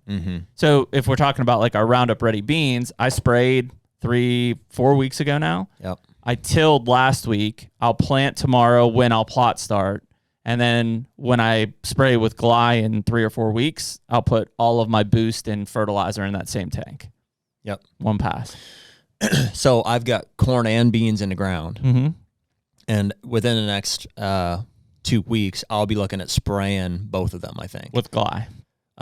With gly and also with plot boost. Yep. And I would put your fertilizers in with nitro on the corn, 3-18-18 on your beans. 3-18-18 on the beans. Yep. Because your beans are fixing nitrogen, so you don't need much. Yeah. If you have the 10-20-10, you could use that too, but 3-18-18 is going to be your best bet for beans. Do you think that that's something that you guys will address in the future, like with the plot start? It's just tough because of its composition of how it mixes with stuff. Like we've looked at ways to try to do it, and it's because of it's the difference between soil active and foliar active. So like even gly is foliar active, start is soil active. So anytime you have those issues, you have some. We may look at trying to get like it to work with like a pre-emergent, like an atrazine or something, but even that is still sketchy on the binding side of things. Okay. And really, because it's got germination booster in it, you want it to be, if you can, you want it to be sprayed as close to seeding as possible, so that booster can kind of wrap that seed to actually help get it up out of the ground. But it all just depends on timing. And if you've got good soil, I tell people all the time, if you've got good soil, I'd use plot start every other year. I wouldn't even use it every year. Yeah. Spray it 1 year, plant your crop. The next year, don't use that when you seed. But the big thing on the fertilizers, I was talking to Ray Reeves from Genesis on this the other day. He was doing stuff up at Levi's place. The way that I look at it is, I say 3 times more, but essentially when you put normal dry fertilizer down, is it gets bound up in the soil and it takes years to break down, right? So if you're recommended for 150 pounds of phosphorus, let's say, and you put enough to cover 150 pounds of phosphorus down, only 17% of that is actually going to be able to be used in the first year, which means you're under fertilizing because nobody's putting, 5 times the recommended amount down is what you would need to do. Are they not for sure? I would say they're not. You don't think like an agronomist would know that and prescribe accordingly? I don't think so. I mean, I think they're going purely off of soil test and not understanding like the long-term breakdown. In most farming situations, they probably are. Yeah. But like from a food plotting situation, no. Right. And even from your local co-op, I would say probably not. Well, and a lot of food plots, frankly, are just year to year. I think guys pick a spot and, sure, maybe they're in the first few years of establishment. So like once you get to year 2 and 3 and 4, the fertilizing and fertilizing that you've done up until that point has a culminating effect. Yeah. But in the first year, what we're saying is like, you need something that's faster active to get the so full because benefit. It's faster active, it essentially is like, let's say instead of putting a 50-pound bag of dry fertilizer down, it's like putting 150 down in the first year. Yeah. With the liquid stuff because it's that much more available. Yeah. So, that's what makes it nice is where, if I go in and treat, if I go into my corn and I put 5 gallons per acre of nitro grow down, right? That's like putting 300 pounds of a similar dry fertilizer down. Now, in the case of what we're talking about for corn, at least, ours is a 2500. Most people are using urea, which is 4600, right? So essentially, even though I'm putting 300 pounds down, I'm really only putting 150 pounds down of urea because it's a 5000 versus a 4600. So if you look at how you're trying to apply, and for most people, like, you want to try to get as close to your soil sample as possible, but like the reality is we're playing food plots here. Yeah. Like, I mean, you add any nutrients into these plots and they're gonna do well. Yeah, full disclosure, I haven't pulled a soil sample in years. Yeah, they're gonna do well. So like I always, again, with beans, I don't worry about nitrogen. They fix their own nitrogen. So I worry about phosphorus and potassium. If I can get that down before I plant and or with the liquids when I spray gly, golden. Brassicas, I want everything. On everything that I could possibly do. Corn and cereal grains, I want nitrogen. Yep. I need phosphorus and potassium, but I need nitrogen. I need lots of nitrogen. So I mean that's what you have to look at when you're addressing that stuff. But yeah, we just try to figure out better, simple one-pass methods. Like if I can put 3-18-18, gly, and boost all in the same tank and hit my beans one time, which is what I'm looking at here done. pretty soon. No brainer. And the nitro grow on the corn stuff with that same cocktail. Yep. No brainer, straight through it. Yeah, and I mean that's taken right into the foliar, straight down into the root system, and I mean that it'll explode. It'll explode stuff really fast. So yeah, it's a big piece. It's efficiency. I mean, we just talked about how much we're running around. I mean, I can't okay, now I got to bring my sprayer for gly. I got to hit everything with gly. Then I got to come back with a dry material spreader to do all my, like, it's time. It's time. It's trying to get equipment there. It's trying to have equipment, especially if you're by yourself, dude. Holy cow, man. There's no replacing like a second guy on a different, so like at our farm, Dad and I tackle most of them together. Usually like I'm on a Ranger with a sprayer and Dad's on the tractor with some sort of implement, sometimes two, back and forth, to get everything in efficiently. And still it takes all day, or like, longer than you would think. When I was in Kentucky spraying like 4 weeks ago, I literally had my bed sprayer. I have that Fimco 65 bed sprayer spraying gly. I had the hitch with my spreader on it. I was fertilizing and spraying all at one pass because it's like, otherwise I'm doing, I don't know what it was, been like 14 miles twice, like just going around. And it's hard because like my spreader runs out, so I got to shut my sprayer off and I got to reload. Yeah, but stuff breaks in the meantime too. But yeah, man. I mean, other than that, it was like that was literally the most efficient my food plot IQ could go. It was like I've got a sprayer going with gly, I've got fertilizer going out, I'm following lines, I'm driving, and it's like But that otherwise it takes me double the time. Dude, there really is an art to like what you were just saying, like to know where you've sprayed and where you haven't sprayed. Between that and a bag seeder, there's some real finesse, some experience, some expertise that goes into it. There's no setting on that bag seeder. It's just all finger fills. Little finger. And just knowing, dude, there's something about like the internal GPS in your mind to know where you've sprayed and where you haven't sprayed. Yeah. Sometimes it's cut and dry. You're like, if it's a freshly sprayed green field or something, it's like, that's easy. Yeah. But a lot of times you're just reading between the lines. You're like, I always catch it with my nose. I'm like, yeah, I'm in the right zone here. Yeah. We've taken a lot of chemicals in the spring. Oh yeah. straight to the bloodstream. There is a feel to it. I feel my eyes like glaze over a bit. I'm like, what is that, atrazine? My lungs are burning. Yeah, it's tough, but I mean, yeah, there's something. Well, like I said, I didn't really want to have to disc all of that stuff, but I knew that would give me a much better seed bed to like get this drill going here, and it will. And hopefully that's an effort that next year I won't have to do because I'll still have a decent seed bed to drill right into. Well, dude, I did all the switch on our Ohio farm by myself this year, and I didn't have a drill there for that. Yeah. So I sprayed everything with the cocktail. Yeah. 2 quarts of everything, I believe. 3 weeks prior. Yeah.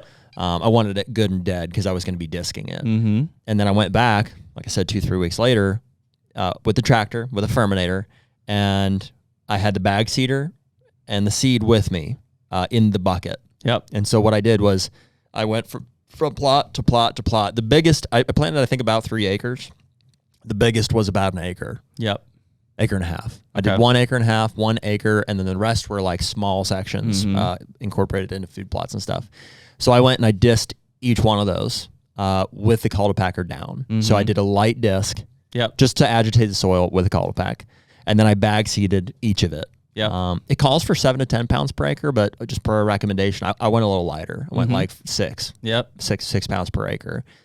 And I did all of it. So I would light disc and cultipack, seed everything, and then go back and cultipack everything all the way through. Yep. Plot to plot to plot to plot, all of it. And then I went back and I got the machine and I put up the sprayer, and then I went and sprayed each one of them with atrazine. Mm-hmm. It's a lot of time. And it, this is where, and I'm asking about that plot star stuff. That's where if I had the plot star also, You sprayed it in the same I would have tank. mixed it in also. But Yeah. I've plot started all of that stuff before in the past. Yeah. And it's been lined and fertilized at some point. So. Yeah, and I mean it just comes down to That was a full day though. I mean, I know. that was an 8 to 10 hour day maybe to get Yeah, all I that mean, in. since I figured I was leaving tomorrow, I've been processing my brain like time to get each of these done. Equipment, what do I need? Like, I'll even have a backpack sprayer for some of the small stuff where I won't have my sprayer in Ohio with me, so I'll just go and backpack spray all my stuff that I need to. Wow. I haven't backpack sprayed in years. I've got a battery powered one now. Oh, wow. Yeah, That's what you need. No more pumping. Wow. Just full out. Amazing. Mm-hmm. Yeah, pretty nice. That's what you need. It's 4 gallons, so I mean I have to refill it a couple times. But like most of the small edge or like the access areas, I can go in there and wand those pretty quick. Mm-hmm. And it's because I've got my tractor and everything on there, so I don't have my UTV and It spray. really is an art, man. It's a confidence. Like there's no perfect measurement to the acreage. There's no like perfect, You just do it, and you have a feel for it, and you have confidence in your ability to get the right amount down, and then you hope the weather. And you hope for the best. You hope the weather cooperates because Yeah. I mean if we go dry for the rest of the month, we're all screwed. you know. Well, it just kicks it down the road. It's like, okay, well, look at converting some of this to, for instance, it's like, whatever dad's complex is with the drill. It's like no matter what, it seems like he runs out, 80% of the way. So I was like, okay, so 20% of my bean field didn't get planted. So there's going to be something there. I'm going to still have him kill it in a week or two when we spray everything, and it'll end up being, I don't know, I can either do brassicas or cereal grain when the time comes. Yeah. Yeah, I mean, you can always kick it down the road and save it, and so, yeah, I mean, I think... especially, clover, too. A lot of guys, I think Jeff even prefers planting clover in the fall. Yeah, I mean, that alfalfa and clover I planted in Kentucky, I did in July last year after bean failure. So I tried to drill beans. They got annihilated in smaller areas, and which I expected. And so I came in and I just killed everything off, and I just broadcast alfalfa and clover into it. And, dude, this year, those look unbelievable for, like, essentially they're 1 year old. I mean, I've got... I've got about 3.5 acres of alfalfa out there that looks awesome. Yeah. So, I mean, and that's, all I need to do is I need to mow and spray that one more time before fall, and then I'm good. But yeah, I mean, those are the ones that's the gap fillers, right? So like, even when my beans are coming up, I've got plenty of clover and alfalfa that they're going to be eating on. Yeah. So, but yeah, I mean, it's a lot, and I know a lot of people are doing it with leases and stuff, which, man, we have in the past too, but I give you credit because that's tough knowing that, like, it's a lot of work and blood, sweat, and tears into that thing, and it could be ripped out from under you at any point. Yeah. That's not a good feeling. But if you don't do it, it won't be done if you are hunting. Yeah.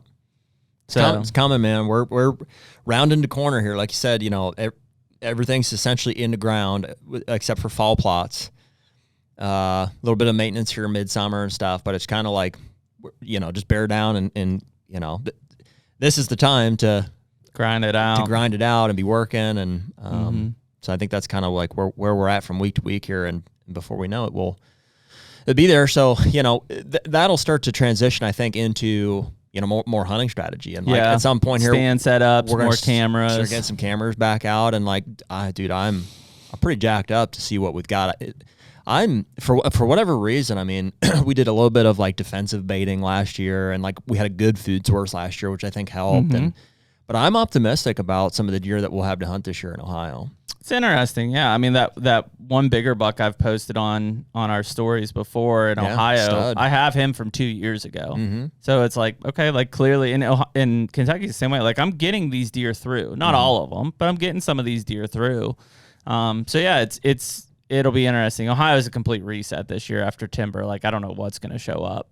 But it's nice to, that's the mentality that I think helps is like when you get some of these deer through like that 3-year-old age class to 4-year-old especially, and it's like, okay, I can do something here. Like they're making it, they're surviving. So freaking cool, man. Like just to see like the fact that those animals live out there in the wild and like that we have the opportunity to hunt them, it does just like, it's amazing, dude. To put your hands on, or like to see a mature buck in the wild, and to realize that thing lives out there, and you influenced it somehow with the food and stuff that you've done to the habitat. Crazy. There's just nothing like it. No, it's really cool, man. So yeah, I'm excited about it. It's that time of year. I mean, over the next 4 weeks, like you said, we'll start to know like, well, there's that buck, like that's an early season target or not, and new faces will show up. And what are you doing for?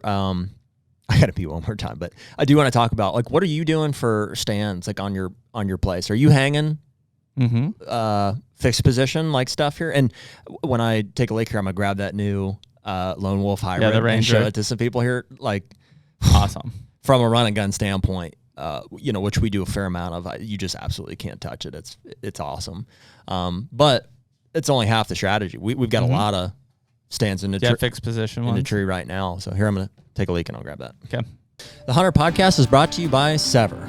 Well, one of the biggest things that we always talk about is what our arrow setups are. And this year we're shooting the Sever broadheads. I think we're both shooting the new 2-inch titanium broadhead. And so, we're huge proponents of expandables. And I know we've had this argument back and forth with people, but we're right and you're wrong, and you just need to accept it. We just want to have a giant wound that pumps out blood. That's the bottom line. We build our arrow setups and shoot bows, to maximize penetration, and we shoot broadheads that are gonna give us the best blood trails, the most hemorrhage possible. And so part of those setups is we're also shooting the Easton arrows here coming up pretty soon. So we've shot the Victory in the past, and there's all kind of great arrow shafts on the market, but like we're looking for a whole system from broadhead to arrow components to the arrow shaft itself. And, the more we look at some of these Easton shafts and the components that go with them, that setup's going to be really deadly for us. Yeah, I'm actually using the Easton traditional axis right now in my traditional setups for both my recurve and my longbow. I've got a 100-grain brass insert on those, and then obviously I'm using a fixed blade broadhead on those specific shafts. Right on. So, but yeah, our goal is always to be shooting the best broadhead that we think is going to be the most lethal for our setups. We've done plenty of research. We believe in the Sever broadheads, and we hope you would check them out at Sever Broadheads as well. This is what, the Ranger hybrid? Yep. Honestly, even for a minute there, I was like, where's the cables? This is straight out of the box. Yep. No assembly. Right out of the box. Obviously, I haven't even put the seat or anything on it. It comes with all the straps, and we've got the mobile flip sticks too. That's freaking nuts. I mean, dude. Crazy. So, and here's the thing. I'm just kind of. And first of all, that's still that is a really nice size platform still. Yeah. I don't know what it is clear from from the very back to the fronts, maybe like 20. Maybe. I'd say that's a foot. Depends whose scale you're using. I'd say it's like it's a foot. I'd say it's 14 or 15 inches, but and so it's not for everybody, right? No. Like some guys are like, I need a big platform. I know my dad and stuff. He's like, I want a big platform. I want to take my feet out and stuff, and it's great. You know what I mean? That's what we have. There's certain all day sit type areas or recurring spots where it's like we hang a permanent stand. Don't get me wrong, dude. There's nothing better than getting into a pre-hung set. Like just clean, get in there. It's already trimmed out and stuff. That's awesome. It just isn't always. It just isn't always like the best option for where you need to be. And so frankly, because our dads hunt with us and my uncle hunts on our property, and we try to get guys on deer and stuff. So I hang every stand that I can ahead of time and trim them out in known spots for those type of situations, which typically leaves us Run and gun. going in, running in somewhere deep, or getting in the right spot. And so, we're talking to some guys at TAC the other day, just having a friendly debate, a discussion it was lengthy, the saddle hunting thing. And I'm like, these saddle hunter guys, they just really want to believe that they can get in trees that I can't get in with this. And I just, to my grave, I'll fight you on it. Well, yeah, we've kind of had the conversation is that we just feel pretty adamant that we can get in any tree that a saddle guy can get into. Absolutely. So, in whatever, it's a fun, friendly debate. You hunt out of what you want to. If there was a downfall to the 0.5, which is what I was hunting out of, and you had the 0.75, it's not unique to them. It's just really any tree stand is the cables. So they run from I don't know what you would call this, the riser portion of the main body of the stand here down to the platform. That's what keeps it locked and stable. That's what keeps it locked in place there. And so if it's a big platform, it's not really an issue because you got plenty of room to walk around and really explore the space. But the smaller the platform gets, inherently the closer the cables are going to get to your boots. And if you're wearing some rubber boots or, whatever, they're just going to have a tendency to rub and squeak. And so that was something I noticed last year on the 0.5s with the lacrosse boots that I'm wearing. And I just literally throughout the year, I was like, boy, somebody's going to come out with a cableless tree stand and it's going to absolutely just change the game. Yeah. And, sure enough, who knows how long these guys have been working on it, the DeQuistas, but that's there it. It is. That's it right there. So no cables on the sides. And, it's just about as versatile as it gets. I don't know what else you could want. It's a perfect running stand. gun stand. The perfect running gun stand. And so it is adjustable just like any of the other stands. So it's just right here. I think that's all the way. Yep. For your angles. Well, let's see what that's going to do. So, yep. And I can bring it all the way. Yep. Up. So to lean it forward, this would be. Yep. So if you're leaning back on a tree, right? Yep. Then I can lean it that far back. Yep. Yeah. So, the tree can essentially be angled like that hard, and I can still have a perfectly flat platform. Mm-hmm. And then you adjust your seat to be level too with your screw Yeah. up there. The seat's adjustable the same way. And I think that's where some of the saddle guys are like, well, what if I want to get in a tree that's like that? I'm like, okay. You think I won't hunt out of that? Yeah. If I have to? Yeah. You know what I mean? It's first of all, there's probably a better option. Yeah. Well, the hard part, I think, is Johnny and I were kind of talking about it because Johnny's the hybrid in between, right? Because Johnny knows the right answer, but he's surrounded by guys who are he'll saddle. They're bad influence. Well, so Johnny likes having the tree between him and the deer for cover. I grew up having the tree at my back for breakup, and so I feel more at ease, tight up against the tree, hands crossed, watching that deer come to me. As a part of that tree as and you can be. I feel I'll eyeball that thing to death, and I feel perfectly fine. He would rather be looking at the deer to the side of the tree. I get that. My big thing is really besides that tree, if a deer came in from any angle, you are the most sticking out log branch from that tree that you could possibly be. Whereas I'm so tucked into that I'm literally part of that trunk. Mm-hmm.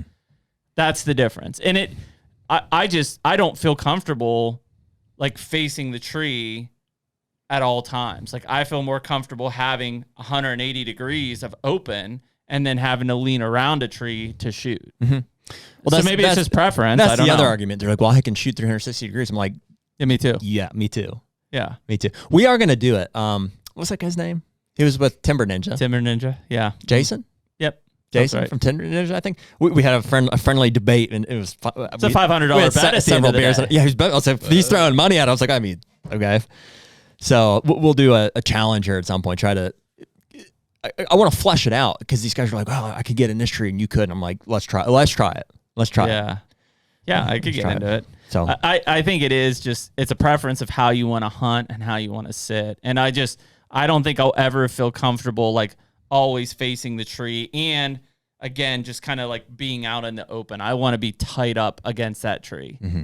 And I don't want to necessarily be wrapping it around my legs and stuff. I don't feel comfortable that way. I'd rather just be sitting there tight against a tree and just, looking around. It's a preference, a comfortability thing at the end of the day. So anyways, cool.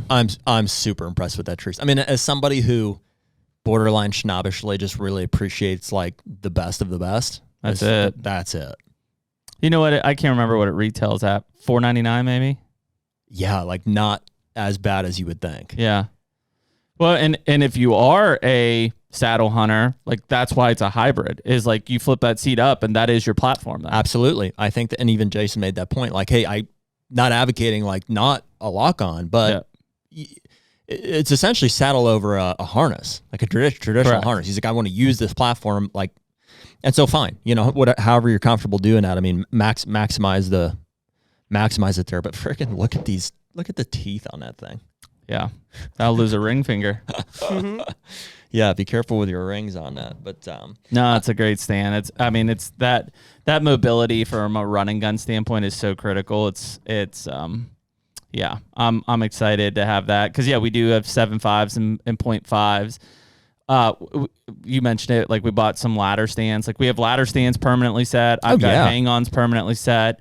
It's just normally when we're on the move, mobility kills. I'll kill them out of anything, dude. I mean, like on our Illinois farm, I only own one of these as of right now. Yeah. It's like I own one, you own one.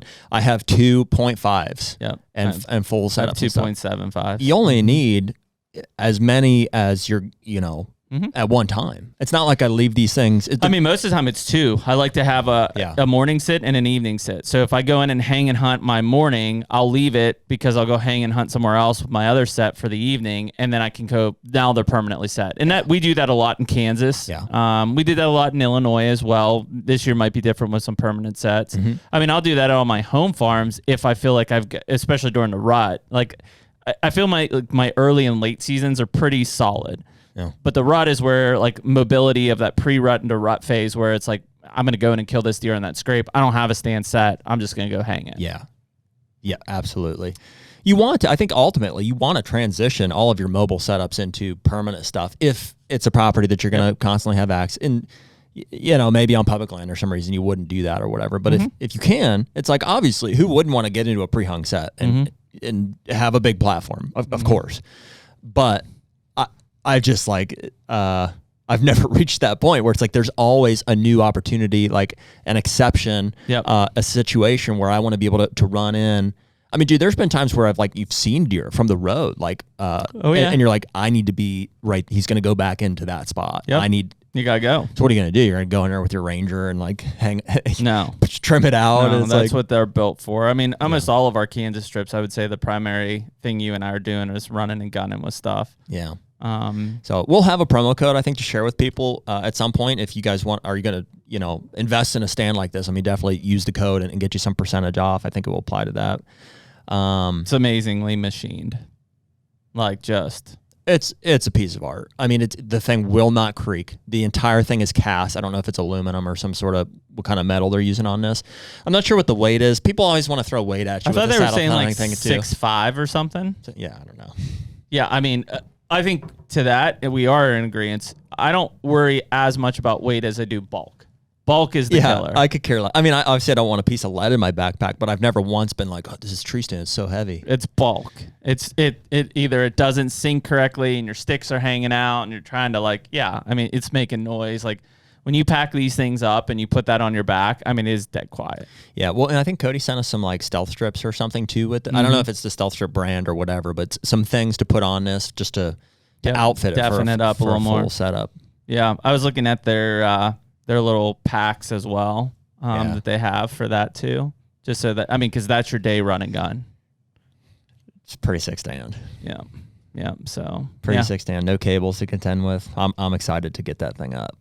Be cool, man. I'm excited to get out, and it's only a few months away before we're out there with those things hammering away.